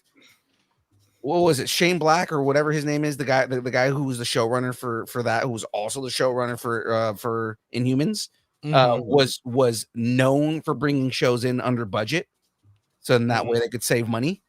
That's his whole thing, was we don't want to hire a real martial artist because I could save so much more money by just having Finn Jones try and learn it, look like shit, right? So in my opinion, again, I did not have a problem with his Danny Rand. I had an issue with his Iron Fist, right? One thing, you have more time to actually train him if you want to have him get in there. But again, you can train him just for like training scenes and then put a martial artist in as Iron Fist. Right, exactly. On top of that, where season 2 of Iron Fist ended was with Jessica Henwick's character becoming the immortal Iron Fist. Yeah. So for them to come back and say we are going to do a female-led Iron Fist with Danny Rand as a supporting character, it tracks if they're going to continue with that makes sense, right? Also, we've already talked about the rumors of Iron Fist showing up in Shang-Chi. So I mean, I think they're not getting rid of the concept of Iron Fist, but if anything, they're going to retool it and they're going to make it so that it makes more sense rather than just trying to cut corners and put the character shoehorn the character in without doing it correctly. Right. All right. Cool. I like it. My tacos are on the table because I really think that Finn Jones deserves a second chance at it. And I kind of liked Iron Fist, to be honest with you, on Netflix. So yeah, I liked where they ended it. I was really kind of hoping we'd get more so that we could find out what was going on after season 2, but yeah, so I'm good. James, did you go? I haven't, but I'm kind of on board. I agree with what you guys are saying. I think between Netflix and Disney and Marvel, I think they're willing to give it a chance since it's like an established piece that they own now. So I think they're going to be like, yeah, let's give it a shot. Let's think about the good stuff and move forward from there. So just like how they're remaking Daredevil and Kingpin and making it a little bit more dynamic and bringing it into the MCU, I think they're going to find a way to like bring in more Defenders because it's a talking point and it's something that they could do to expand the MCU without having to do a ton of the lifting up front. Like creating a new Young Avengers where everything's got to be from the start. They can do, all right, let's just jump in with Daredevil and That's Iron true. Right, exactly. Yeah, I agree with that. Absolutely. Cool. Wow. Well, I feel like we've iron fisted this to. Yeah. Well, okay. fisted. All right. Maybe. All right. Phrasing. It's been iron fisted. So, All right. speaking of fisting, Wolfie, where's my super suit? Where in the multiverse are Deadpool and Wolverine, you may ask? A new report has surfaced that claims to reveal the main setting of Deadpool and Wolverine. Most of the film will be set in the Void. The report specifically says that 70 to 75% of the film takes place there. We have previously seen the Void in the Loki series, a place at the end of time used to house everything pruned by the TVA. Also, it's been reported that an earlier draft of the screenplay had the movie take place during the events of the original X-Men trilogy. The logline for the film is after facing some professional setbacks while going through a midlife crisis, Wade Wilson decides to officially retire Deadpool and become a used car salesman. But when his friends, family, and the whole world are at stake, Deadpool decides to bring his katanas out of retirement. He recruits an unwilling and wary Wolverine to not only fight for their survival, but ultimately their legacy. But also, that fucking irresponsible hero Deadpool will change the history of the MCU with Wolverine. And ladies and gentlemen, that's today's Wade pegs, but Disney doesn't synopsis. Deadpool and Wolverine will hit theaters on July 26th. Guys, Tacos on the Table will Wade and Logan find love for themselves and each other, mostly themselves. In the I think the tacos are definitely on the table because we've seen all these sets before. Yeah. So I definitely think it's on the table. That a lot of and think how much they would save on dressing up the sets, you know, if it took place within the void. A ton. So tacos on the table. My chimichangas on the table. Tacos on the table. Hopefully we'll get a Loki appearance. Oh yeah. Or just Mobius. Also, Mr. Sinister is the TVA agent. I'm just saying it. Oh. I'm gonna keep saying it. Even after it comes out and it proves me wrong. I'm still gonna say it. Wade's gonna punch him in the face, and all of a sudden he's gonna have a little diamond on his forehead. Yes. Oh my gosh. Mr. Sinister is like the new Mephisto for the MCU. For the mutants. Yeah. Mephisto. All right, so Mephisto. Mephisto me? I'm sorry. All right. Played by Oscar Isaacs. Yeah, played by Oscar Isaac. All right, ladies and gentlemen, that is it for rumors. Did everybody put the tacos on the table on this? No, my concerningly red and black tacos are on the table. Okay. Oh. There you go. All right, ladies and gentlemen, that is it for rumors. It is time to move on. Golf clap. Golf clap. It is time to move on to the.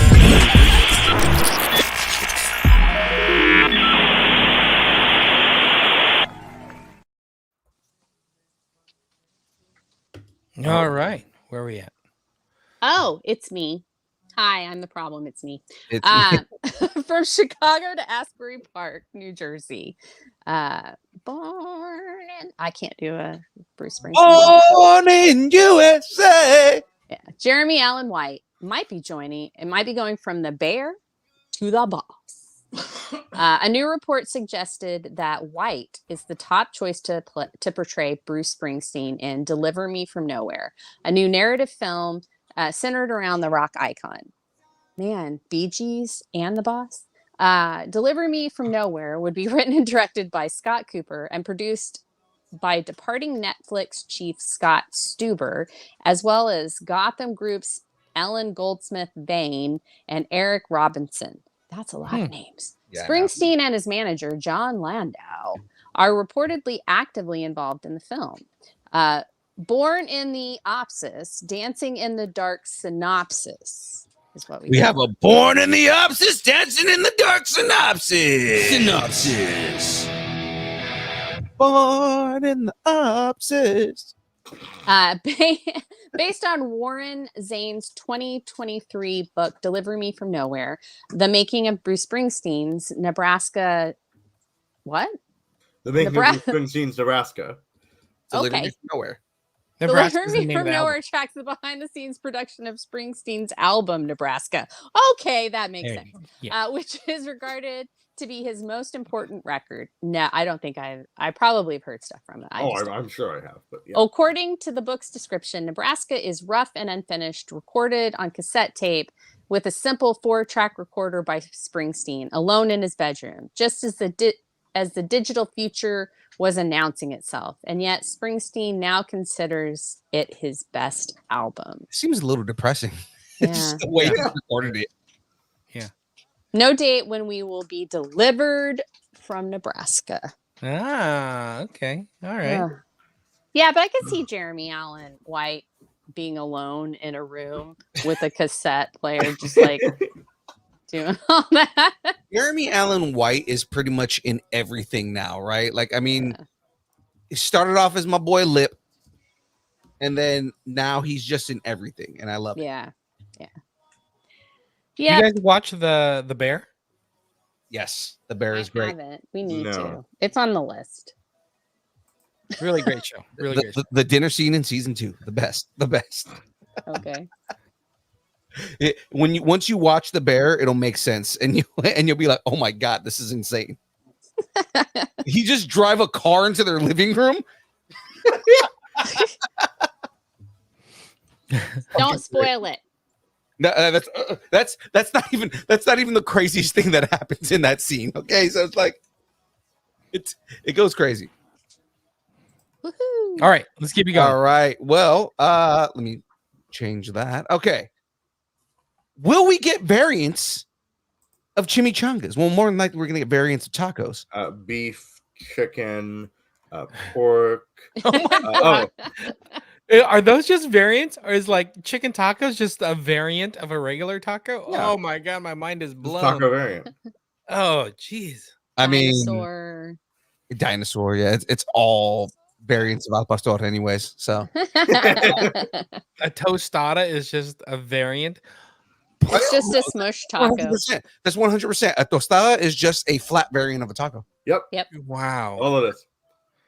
That's it. A new piece of promo art has surfaced for Deadpool and Wolverine, and it features Wolverine and also teases a few Deadpools, just that appear in the movie. Or we think appear in the movie. They include Baby Pool, Kid Pool, Deadpool himself, Dog Pool, and Head Pool.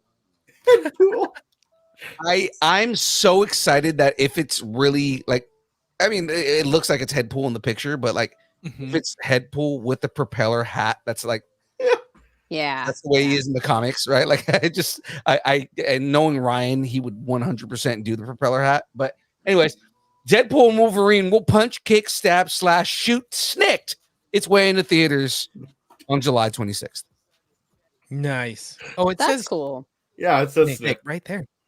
Sn- So fancy. But yeah, I like Like- that. I think it'll be fun. They can go so crazy with this that I feel like if we like really start to like pin down certain things, we might be setting expectations. And I think we should just stop doing that. Stop doing that right now. Stop setting expectations. So Let's we're just all stop talking pleasantly about this surprised. movie. Yeah. We'll stop. They talking about want us talking about it. That's the whole I thing. know, but I'm just like, I'm like, just don't tell me. I want to be surprised. So It's also this is the first time we're actually seeing this version of Logan with the mask on. yeah, that's Even though true. even though it's an art concept, but I mean, like this is giving us an idea of what the mask is going to look like. it. Yeah. Yeah, that's awesome. It's gonna be cool. No matter what, it's gonna be cool. I guess a burrito is also a variant of a taco, right? So now we're going to Fray's Well- favorite part of the show. Definitely Jokers. Fray's favorite part of the show. Some I know Fray's Us. been waiting the entire show to get to this. So new details have emerged from director Todd Phillips' Joker Folie du. Foledo. Stop it. According to Variety, the sequel will be Omelette au fromage? mostly a jukebox musical. All right. In the style of Mamma Mia and Moulin Rouge.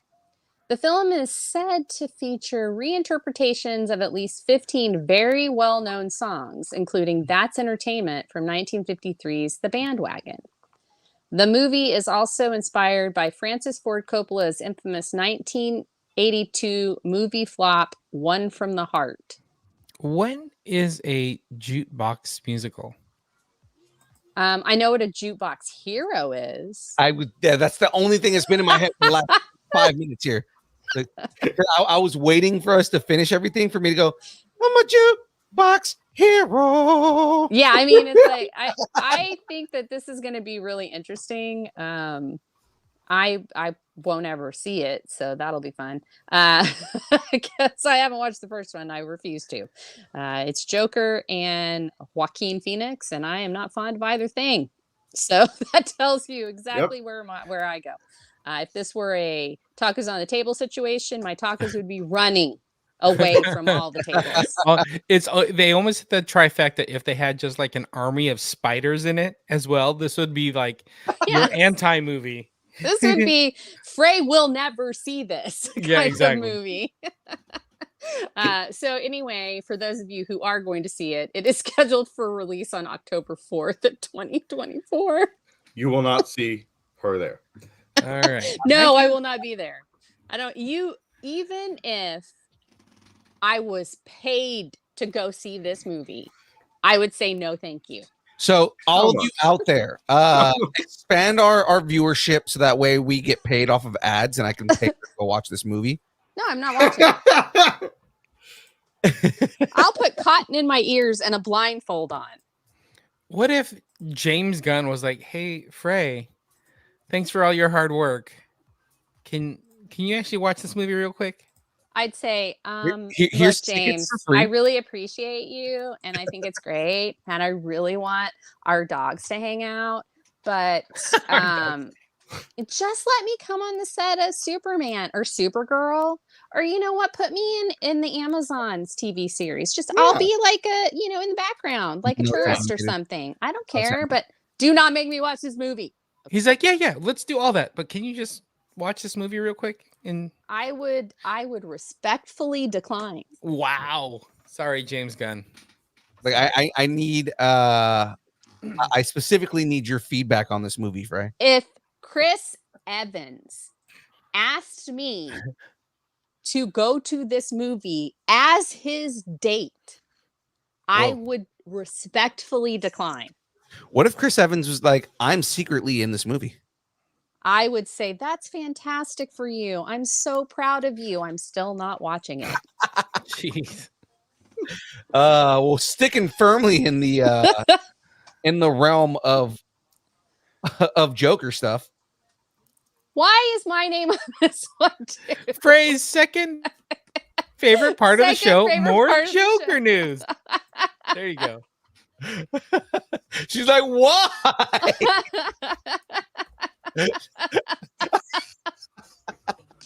Warner Brothers Discovery. I hear that. Warner Brothers Discovery is making a big anime push by expanding its investment and production of Japanese anime through its studio in Japan.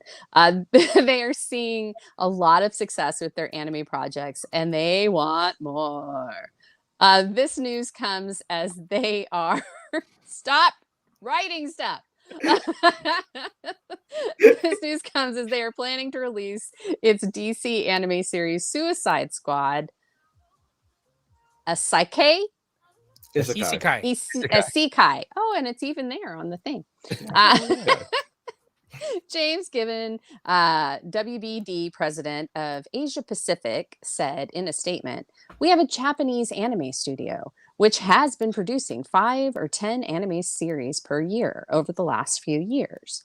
We've approved expansion to take that to more than 10 series per year.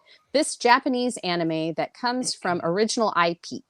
But there's also anime that comes from elsewhere. And we've looked at our DC universe and said, can we take these characters and reinvent them in the world of anime?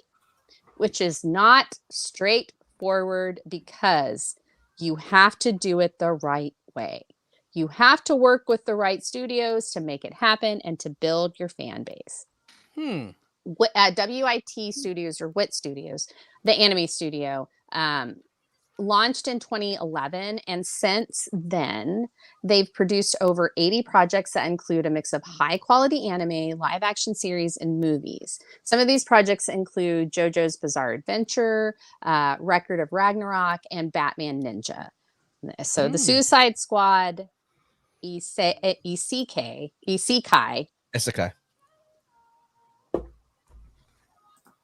is set to release in July 2024. Streaming details for the show are yet to be revealed. So what do you guys think? Okay. I dig the picture.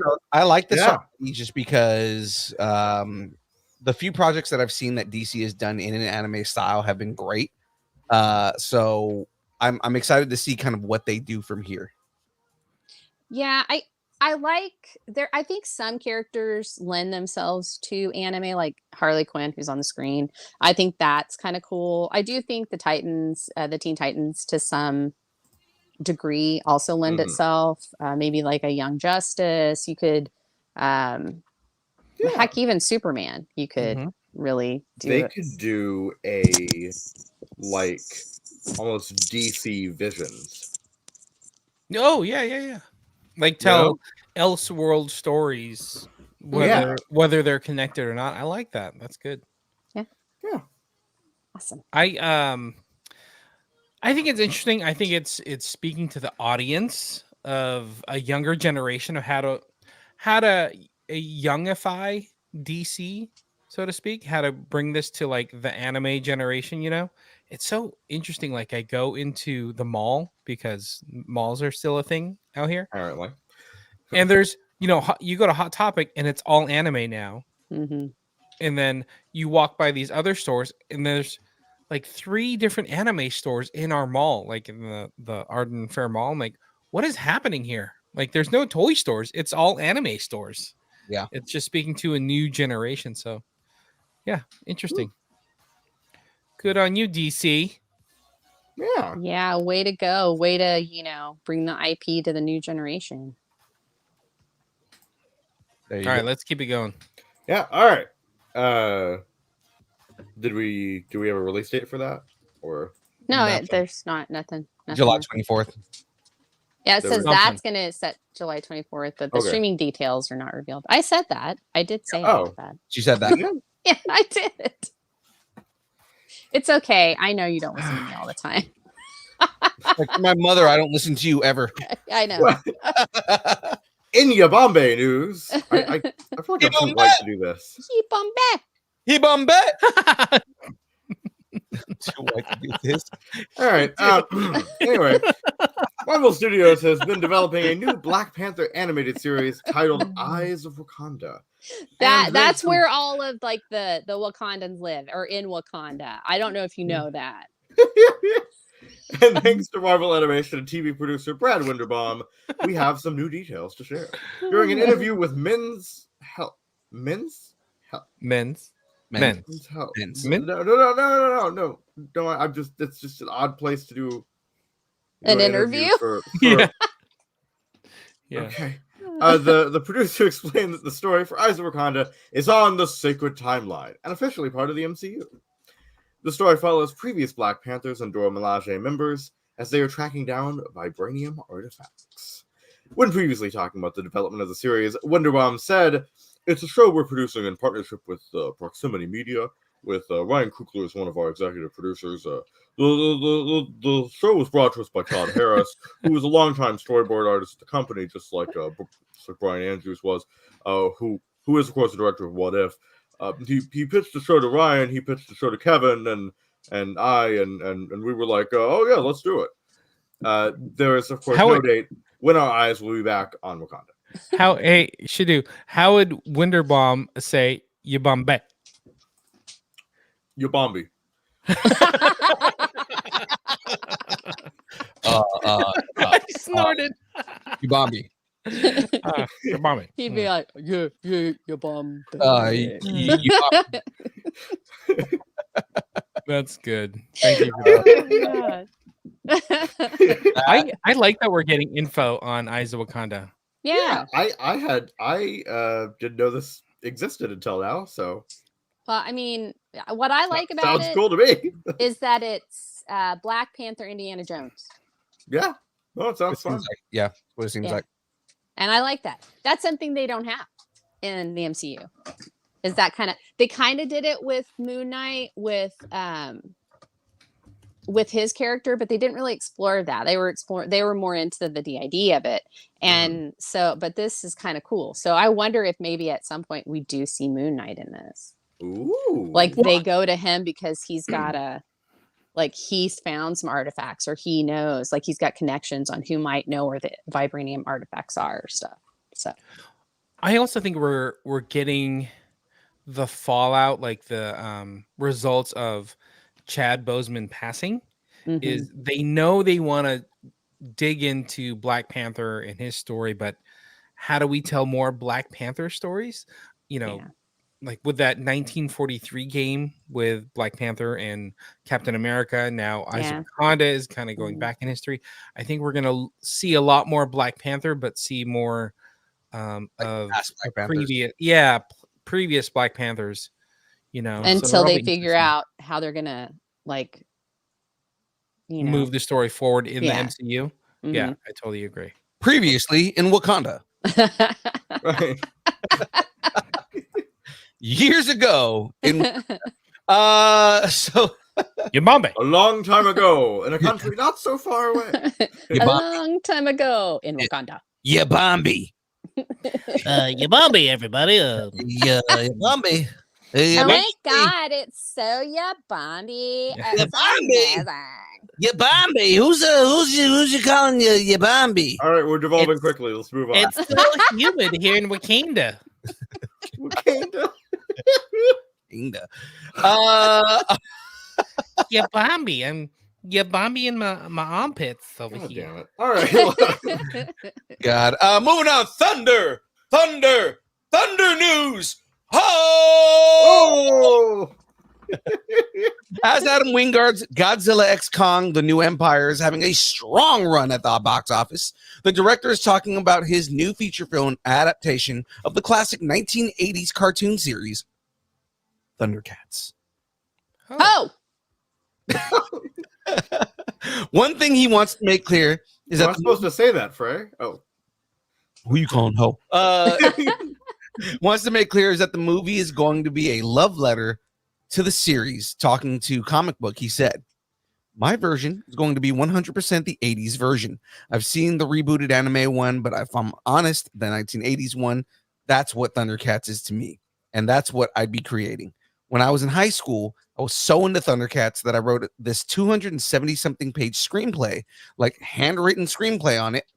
It was my biggest dream growing up to make a Thundercats movie. And so here I am with the ability to actually do that. I'm still kind of fulfilling that dream. So Mumra is the word when talking about the release date.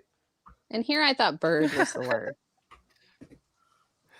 Mum's the word, but Mumra's the word. Mumra.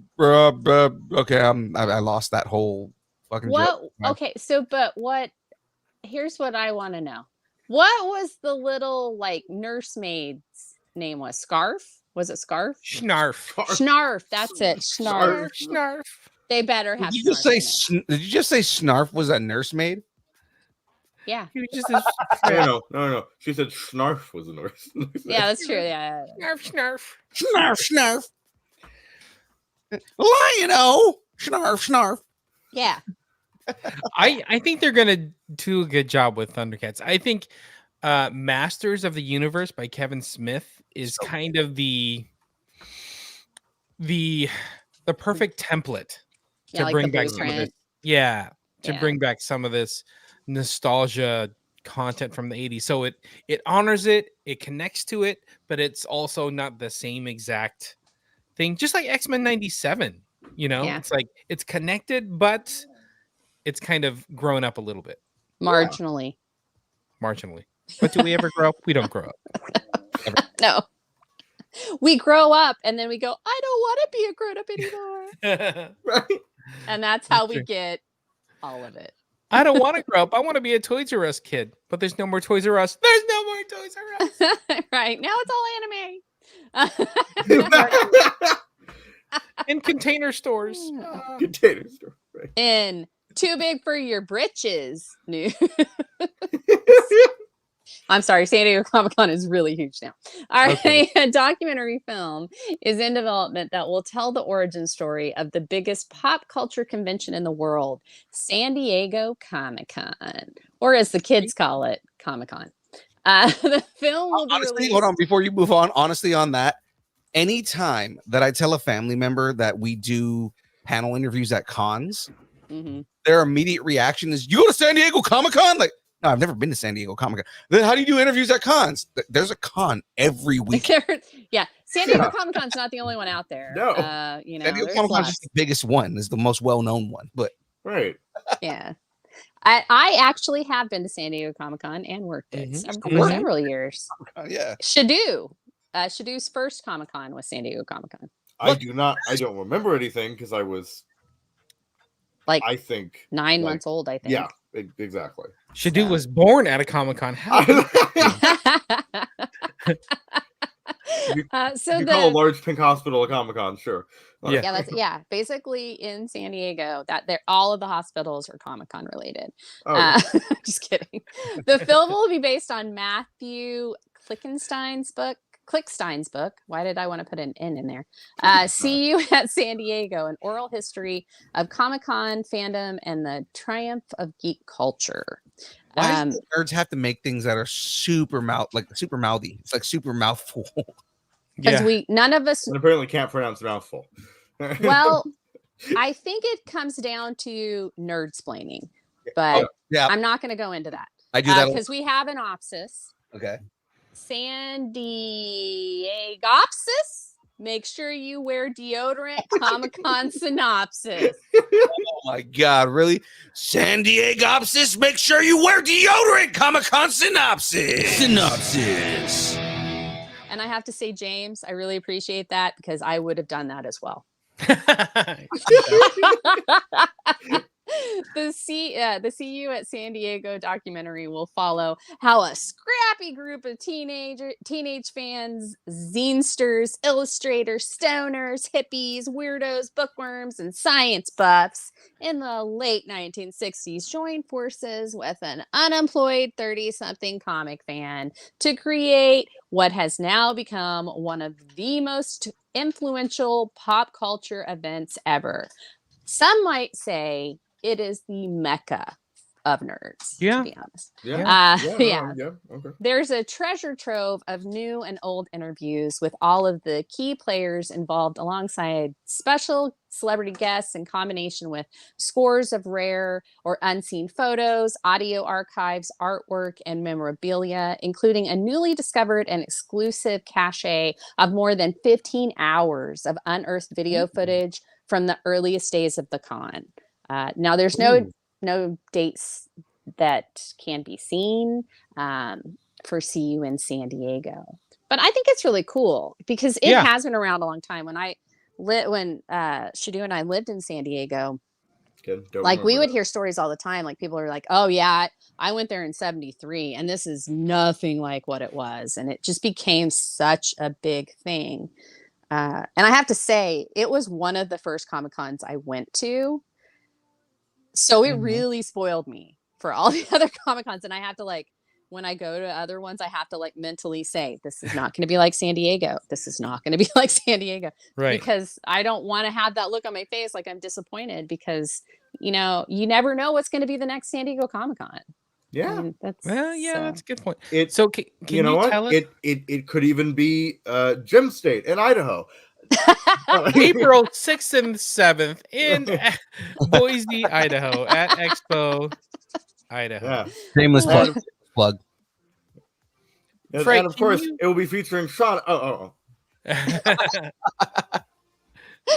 Fray, can you tell us about your experience with San Diego Comic-Con? So you attended as a fan first before you worked there? No, so I worked at a comic book store when I lived in San Diego for a bit, and so I met a lot of the San Diego people, and it just so happened the comic book store that I frequented and worked at, one of the people that worked for the Comic Con, whoops, I don't know what that was. Apparently, the mailman's here, so Gal had to let us know. But yeah, Gal, stop being stereotypical.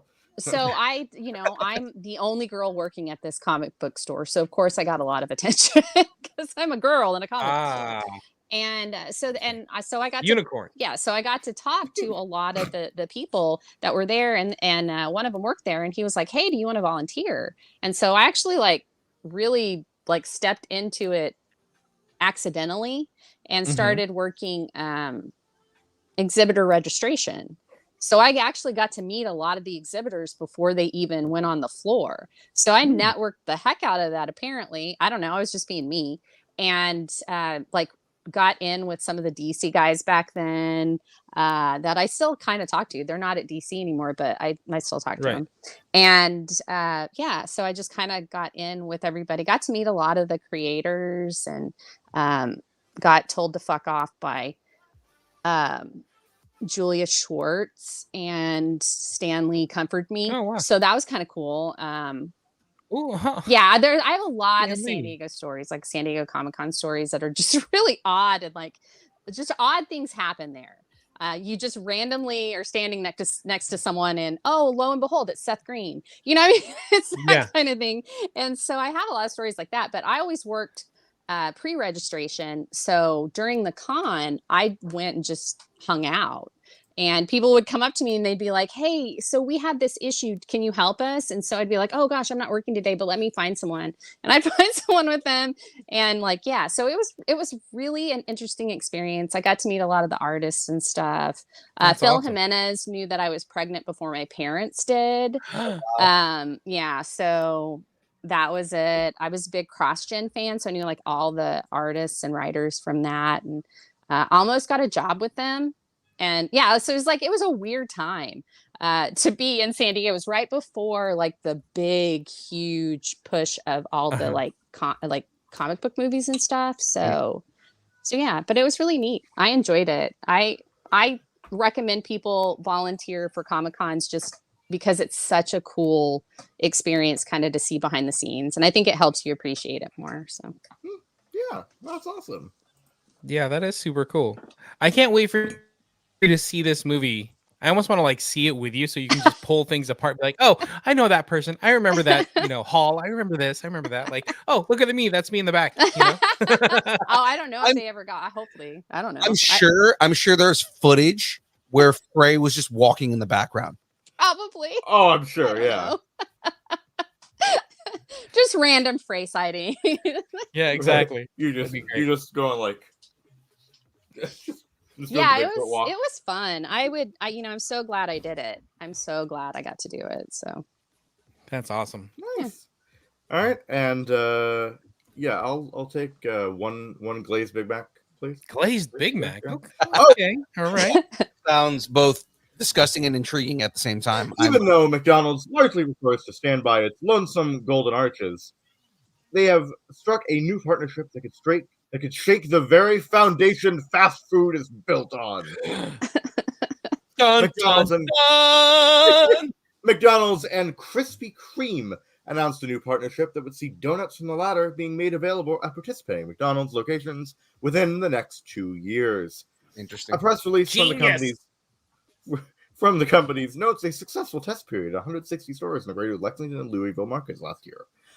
The Krispy Kreme at McDonald's release will begin a staggered rollout later this year, and the partnership is set to be in full effect nationwide by the closing moments of 2026.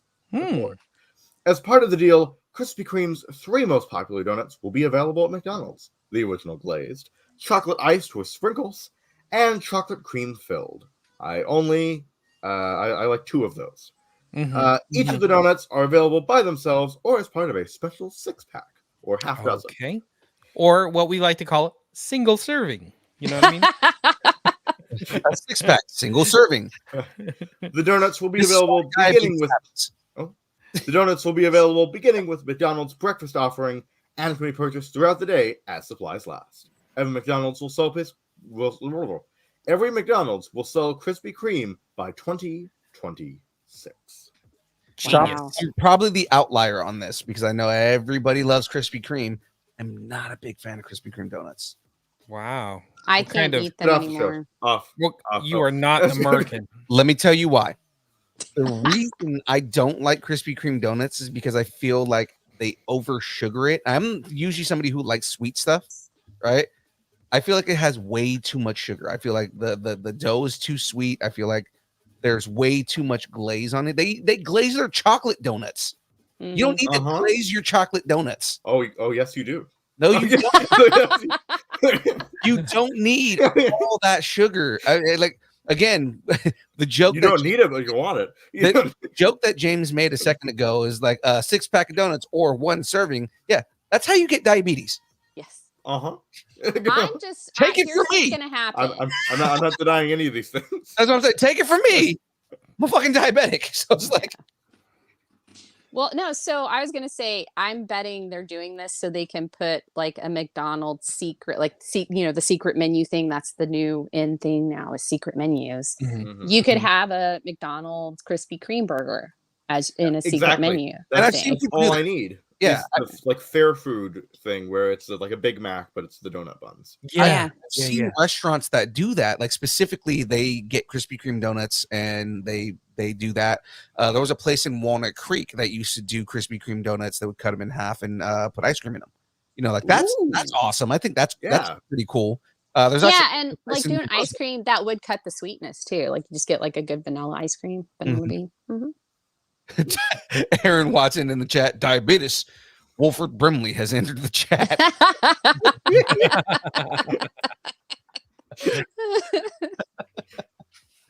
Anyway, this sounds amazing. Yeah. I think we're gonna see more things, more partnerships like this, of like big brands crossing over, and kind of getting their products in other stores. I think that's gonna happen more and more. Yeah, And then I it'll think all so merge too. into like one mega corporation. Like that will rule the McDonald's world. will start selling Starbucks coffee type of thing. Right, and then eventually McDonald's will rule the world, and we'll all be oppressed under the thumb of Ronald. I actually doubt. I doubt. Ronald the McDonald. Yeah, the McDonald. I doubt. Ronald McDonald, the first of his name, king of the. I doubt that McDonald's would do Starbucks because their coffee's actually really good. Yeah, but I do see like Burger King doing something like that, or one of the other big franchises to try and combat McDonald's coffee kind of like dominance in the fast food market, not in the coffee market, but in fast food restaurants. Well, they're already better than McDonald's in one respect because their ice cream machines work. Oh, yeah, good point. I don't know because I don't eat at Burger King. Oh, I wasn't talking specifically about Burger King. Down with patriarchy. Burger Queen. Wendy's. That would be Wendy's. I mean, oh man, the court of fast food. You've got your Burger King, your Wendy's is your queen, McDonald's is your knave, and In-N-Out is your freaking jester. Knight in shining armor because it's delicious. It saves the day. Not according to Aaron Watson, because he also said in the chat. So it's In-N-Out is overrated. Illuminati. Oh wait, no, Jack in the Box would be the jester. The jester, and then In-N-Out would be the knight. Yeah. So. Wait, and that's it. McDonald's is the clown. No, McDonald's is the jester. Well, you know what? Also, we could could partner with McDonald's. Could also partner with us because we got merch, people. Oh, look at him! I wasn't even ready for it, ladies and gentlemen. We got merch, people. We got hat for $35. Just one. Just that one hat. That's it. That's all you get, and it's going Bring to Boise. hat to Gem State. It's going to Boise for $35 or $30 if you can steal the one off Young Phil's hat or Young Phil's head as well. We also got shirts.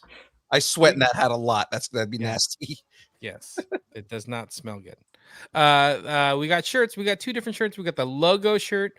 We also got the character shirt with Unipool on it. That'd be a great one right now since Deadpool's coming out, right around the corner. Hopefully Liefeld doesn't sue us. Just DM us at Distance Nerding. Let us know what size you're looking for, how many you're looking for. They're $20 or $25 if we gotta ship it to you. We got a bunch of different sizes all ready and waiting for you. If you want some stickers, we got some new stickers. Shout out to Eugene from Geek Saga as well, because we were just talking. We're getting some new stickers. He's gonna hopefully bring them up to Boise, so we'll have a fresh batch of stickers for everybody. Yeah. Boysy boys. Actually, and this is just real quick, but did anybody see the tweet over the weekend from Rob Liefeld?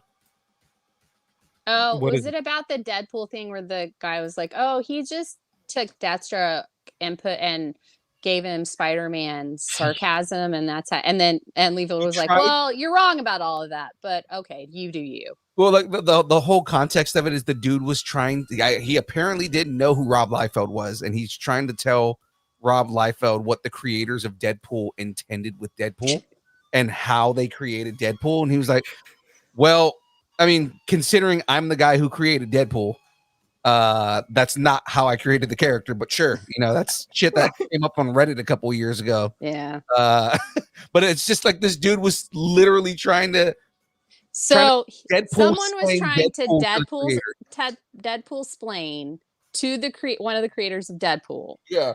Because Okay. he goes on to talk about like what me and Fabian intended in creating the character Yeah. was X, Y, and Z, right? Uh-huh. But the guy was like, the guy was just like in like adamant on the he meant to make it a Deathstroke clone. And he was like, well, no, we didn't. That's not what I did, and I hate that rumor that became a thing. He said, if anything, his name is taken from Deathstroke, and that's where everybody gets this from. Because the whole point was we were making fun of Deathstroke when we decided to come up with the name. Yeah. Yeah, and I know it's more than that. I mean, there are similarities, and it would be really funny to see those two go toe to toe. Yeah.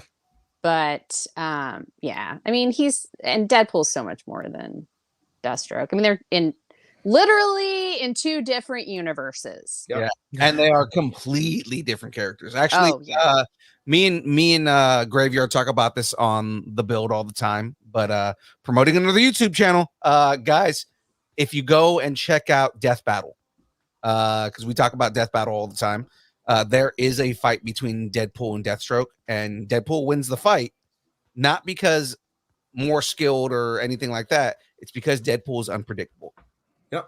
As the main reason that Deadpool wins is because the way they explained it is Deadpool doesn't even know what he's about to do. He's more Harley-like than any other character in DC, I think. Right. As far as like they have like very similar mindsets. They're just like, well, I can do whatever I want.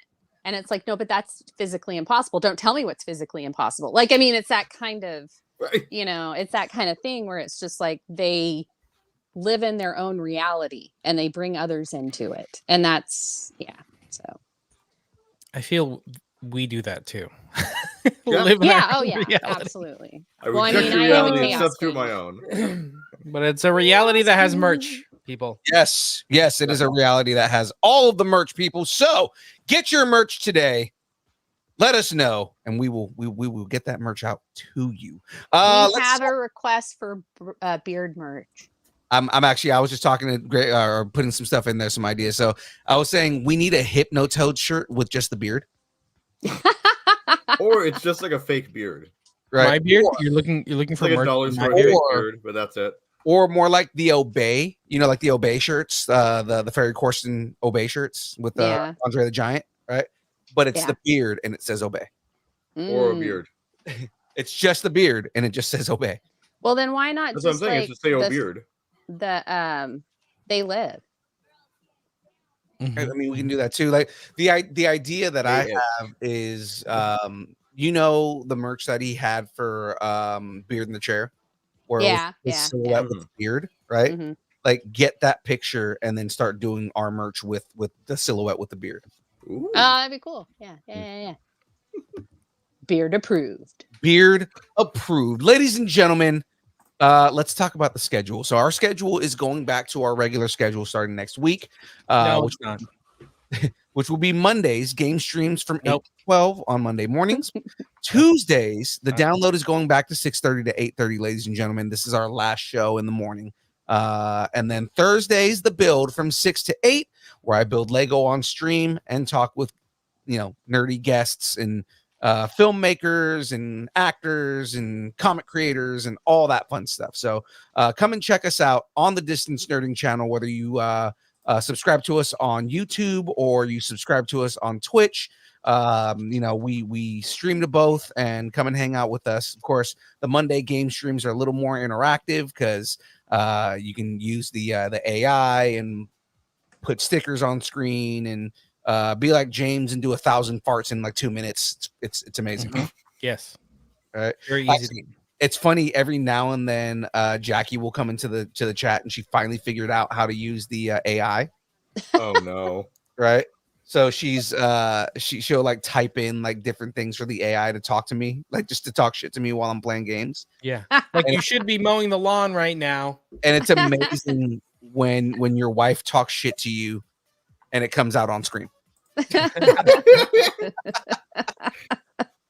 Hey, real quick before we jump off, Gem State is this coming weekend. Yes. So there is no Monday game stream. That's right. That's right. If I do a game stream on Monday, it'll be a late stream once we get back and I get everything unpacked and kind of like inventoried again. So if anything, it'll be in the afternoon. If I do have it on Monday, so I'll keep you guys posted on that, just because it is a long drive, so it just depends on when I get home. Yeah, I don't know if I'll be on the Tuesday show, just because I might still be coming back from Tuesday. Yeah. Show from the road trip. Right. Yeah, road trip. Yeah, but again, as of next week, Sewon gets his wish, and the download is back at 6:30 p.m. Yeah, we're thanks, finally Sewon. listening to Sewon. Don't get used to it, For Sewon. once. For the first and last time. Aaron Watson, no more random game streams in the middle of the week. The hell am I supposed to do during the day? Work? This is bullshit. That's funny. That's one way to look at it. Him and Graveyard are like my most faithful watchers on the game streams, and all they do is just talk shit the whole time, and it's glorious. SHDU, you're not going to Gem State this weekend. No, I'm not. So where can we find you? Well, nice. That's good. It's a really good transition. I am SHDU Studios here on YouTube and on Instagram. I do short films, music, world building, and other nerdy stuff. I am also on Fray's channel. We have a little series called Classified, where we take your favorite pop culture characters and place them into their respective D&D classes. We also have a companion series called Journals of Classes, where we go through each of the D&D classes and their subclasses. We will have a new episode of either Classified or Journals of Classes coming out soon. I think it's Journals of Classes, it will be Sorcerer, but don't quote me on that. You've been quoted. Oh, I said don't. I'm in the distance nerding sphere. I am on the download on Tuesdays, the build on Thursdays, and hopefully this will be starting up soon again. Kyber Cave Productions for the Saturday morning nerd out. Again, hopefully soon again. And now for the New Order, which has not started releasing, but it's recording. So. All right. I like that. I like that. Lots of teases, lots of like, hey, we're working behind the scenes and stuff's coming. I like that. Right. I was actually kind of hoping that Saturday morning nerd out was going to be back on the air before I went back to work. But it's funny how Saturday morning nerd out is starting up again, like literally the week after I go back to work. and so now you can't even do it. Yeah. Right. Oh, well. So with that, Fray. Yeah. What are your other projects? And is there anything you do outside of what you do just mentioned? I'm pretty sure that's what I do. Occasionally I bake. Sometimes I knit. I think that's about it. She's working on another show for this channel that will eventually come out at some point. Yeah, who knows? Maybe. No, it will. And also we do corgi shorts on Fray Girl, on the Fray Girl channel. I have no hand in. Though I just no hand or no paw. Though I might appear in some of them. Yeah, he does appear in some of them, but no. Yeah, so we do that.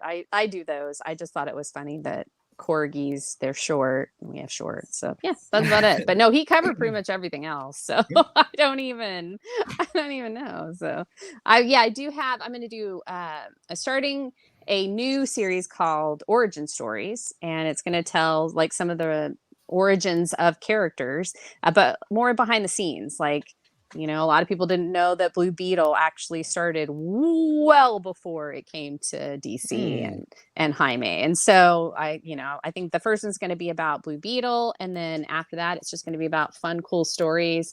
I'm definitely going to talk about how the creator of Wonder Woman basically had an open marriage, allegedly. And yeah, all that fun stuff. Ooh, more teases. I love this. So good.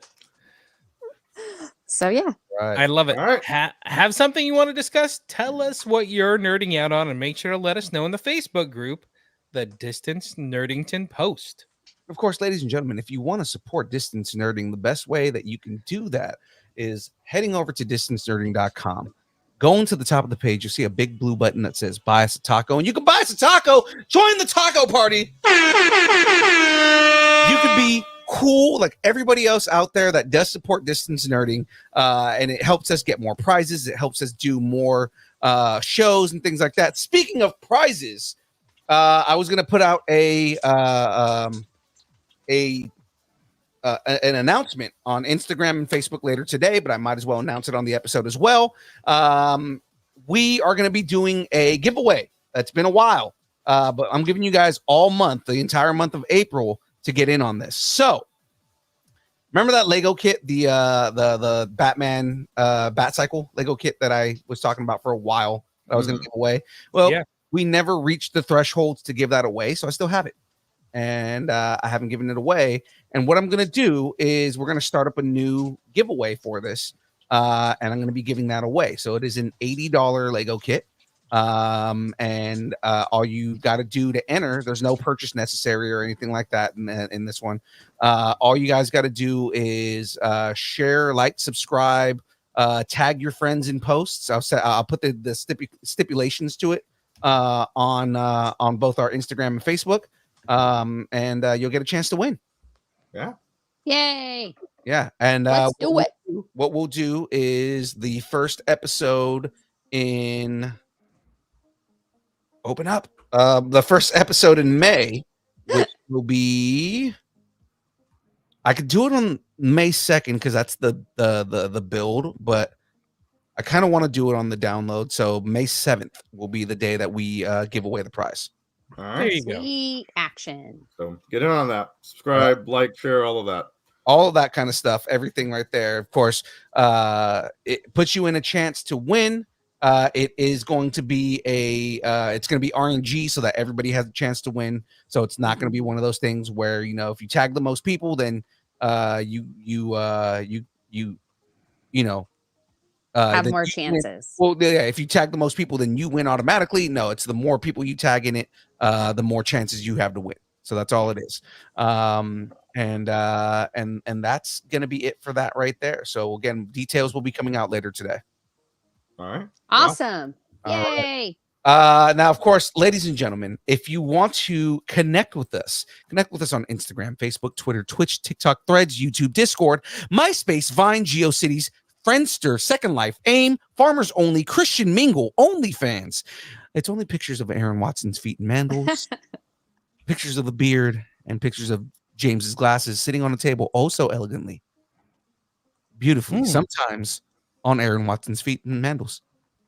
Soft lighting. Only soft lighting. Right, Yeah, right. no, It was in the contract. It is amazing, amazingness. It is beautiful.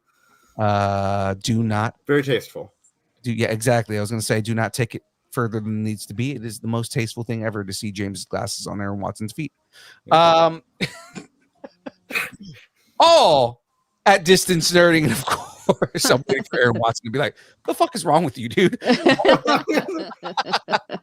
And of course, you can email us if you'd like us to break up with your boyfriend, girlfriend, significant other, pet, schoolyard bully, annoying neighbor, or just tell us how much you enjoy us, hate us, or wish the internet would completely consume us and spit us out at the feet of the Joker.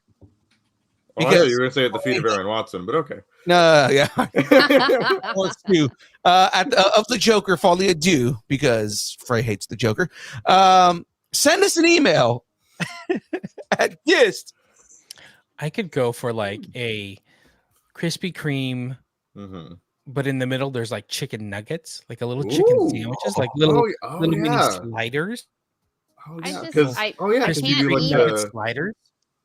I cannot eat it. because there is like a sweet chicken, like glazed chicken or whatever. Yeah, Oh, there is a sweet chicken. You can't eat it because Oh, it's yeah. coconut. It's got they fry it in like palm oil. What's coconut? I can't have nuggets? donuts anymore because Oh. they fry it in palm oil and they don't differentiate palm oil. That sometimes it has coconut oil in it, so I can't have it. Wow. So sad. So And- I'm gonna eat Fray share. It's nerding at AOL.com, and we will read it on the show. I love that every time I tried to stop it, there was like another person. I'm trying to end it. So, ladies and gentlemen, that is it from us. We don't take things too far, not us. Were you trying to keep the show moving, but people were going off on tangents? Is that Uh-oh. the problem that was happening, sir? Every episode. Sir? Them's Every fighting episode. words. It's every episode. That's what I do. Well, thank you, and keep nerding together. Then. Together. All right. Well, ladies and gentlemen, it's time for the dance party. SHDU has already left us. So let's He's like, no dancing today. Oh, wait, he's back. Oh, wait. I'm back. dance for you. Okay, let's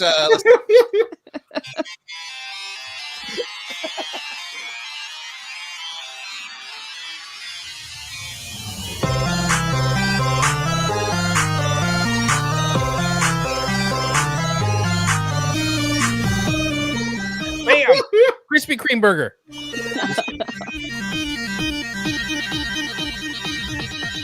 Distance nerding.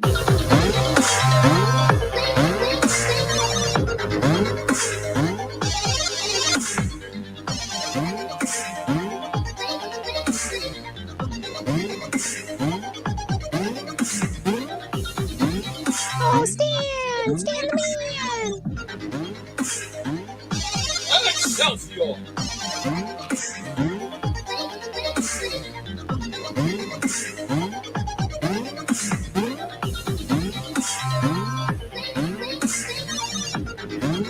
Krispy Kreme Big Mac. That's a one-way ticket to Flavortown.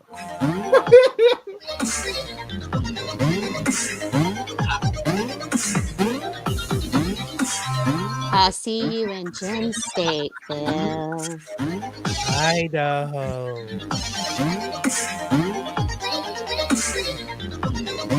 Way to go, Phil. Yeah. Jesus Christ. All right, we're out of here. We'll see everybody next Thursday.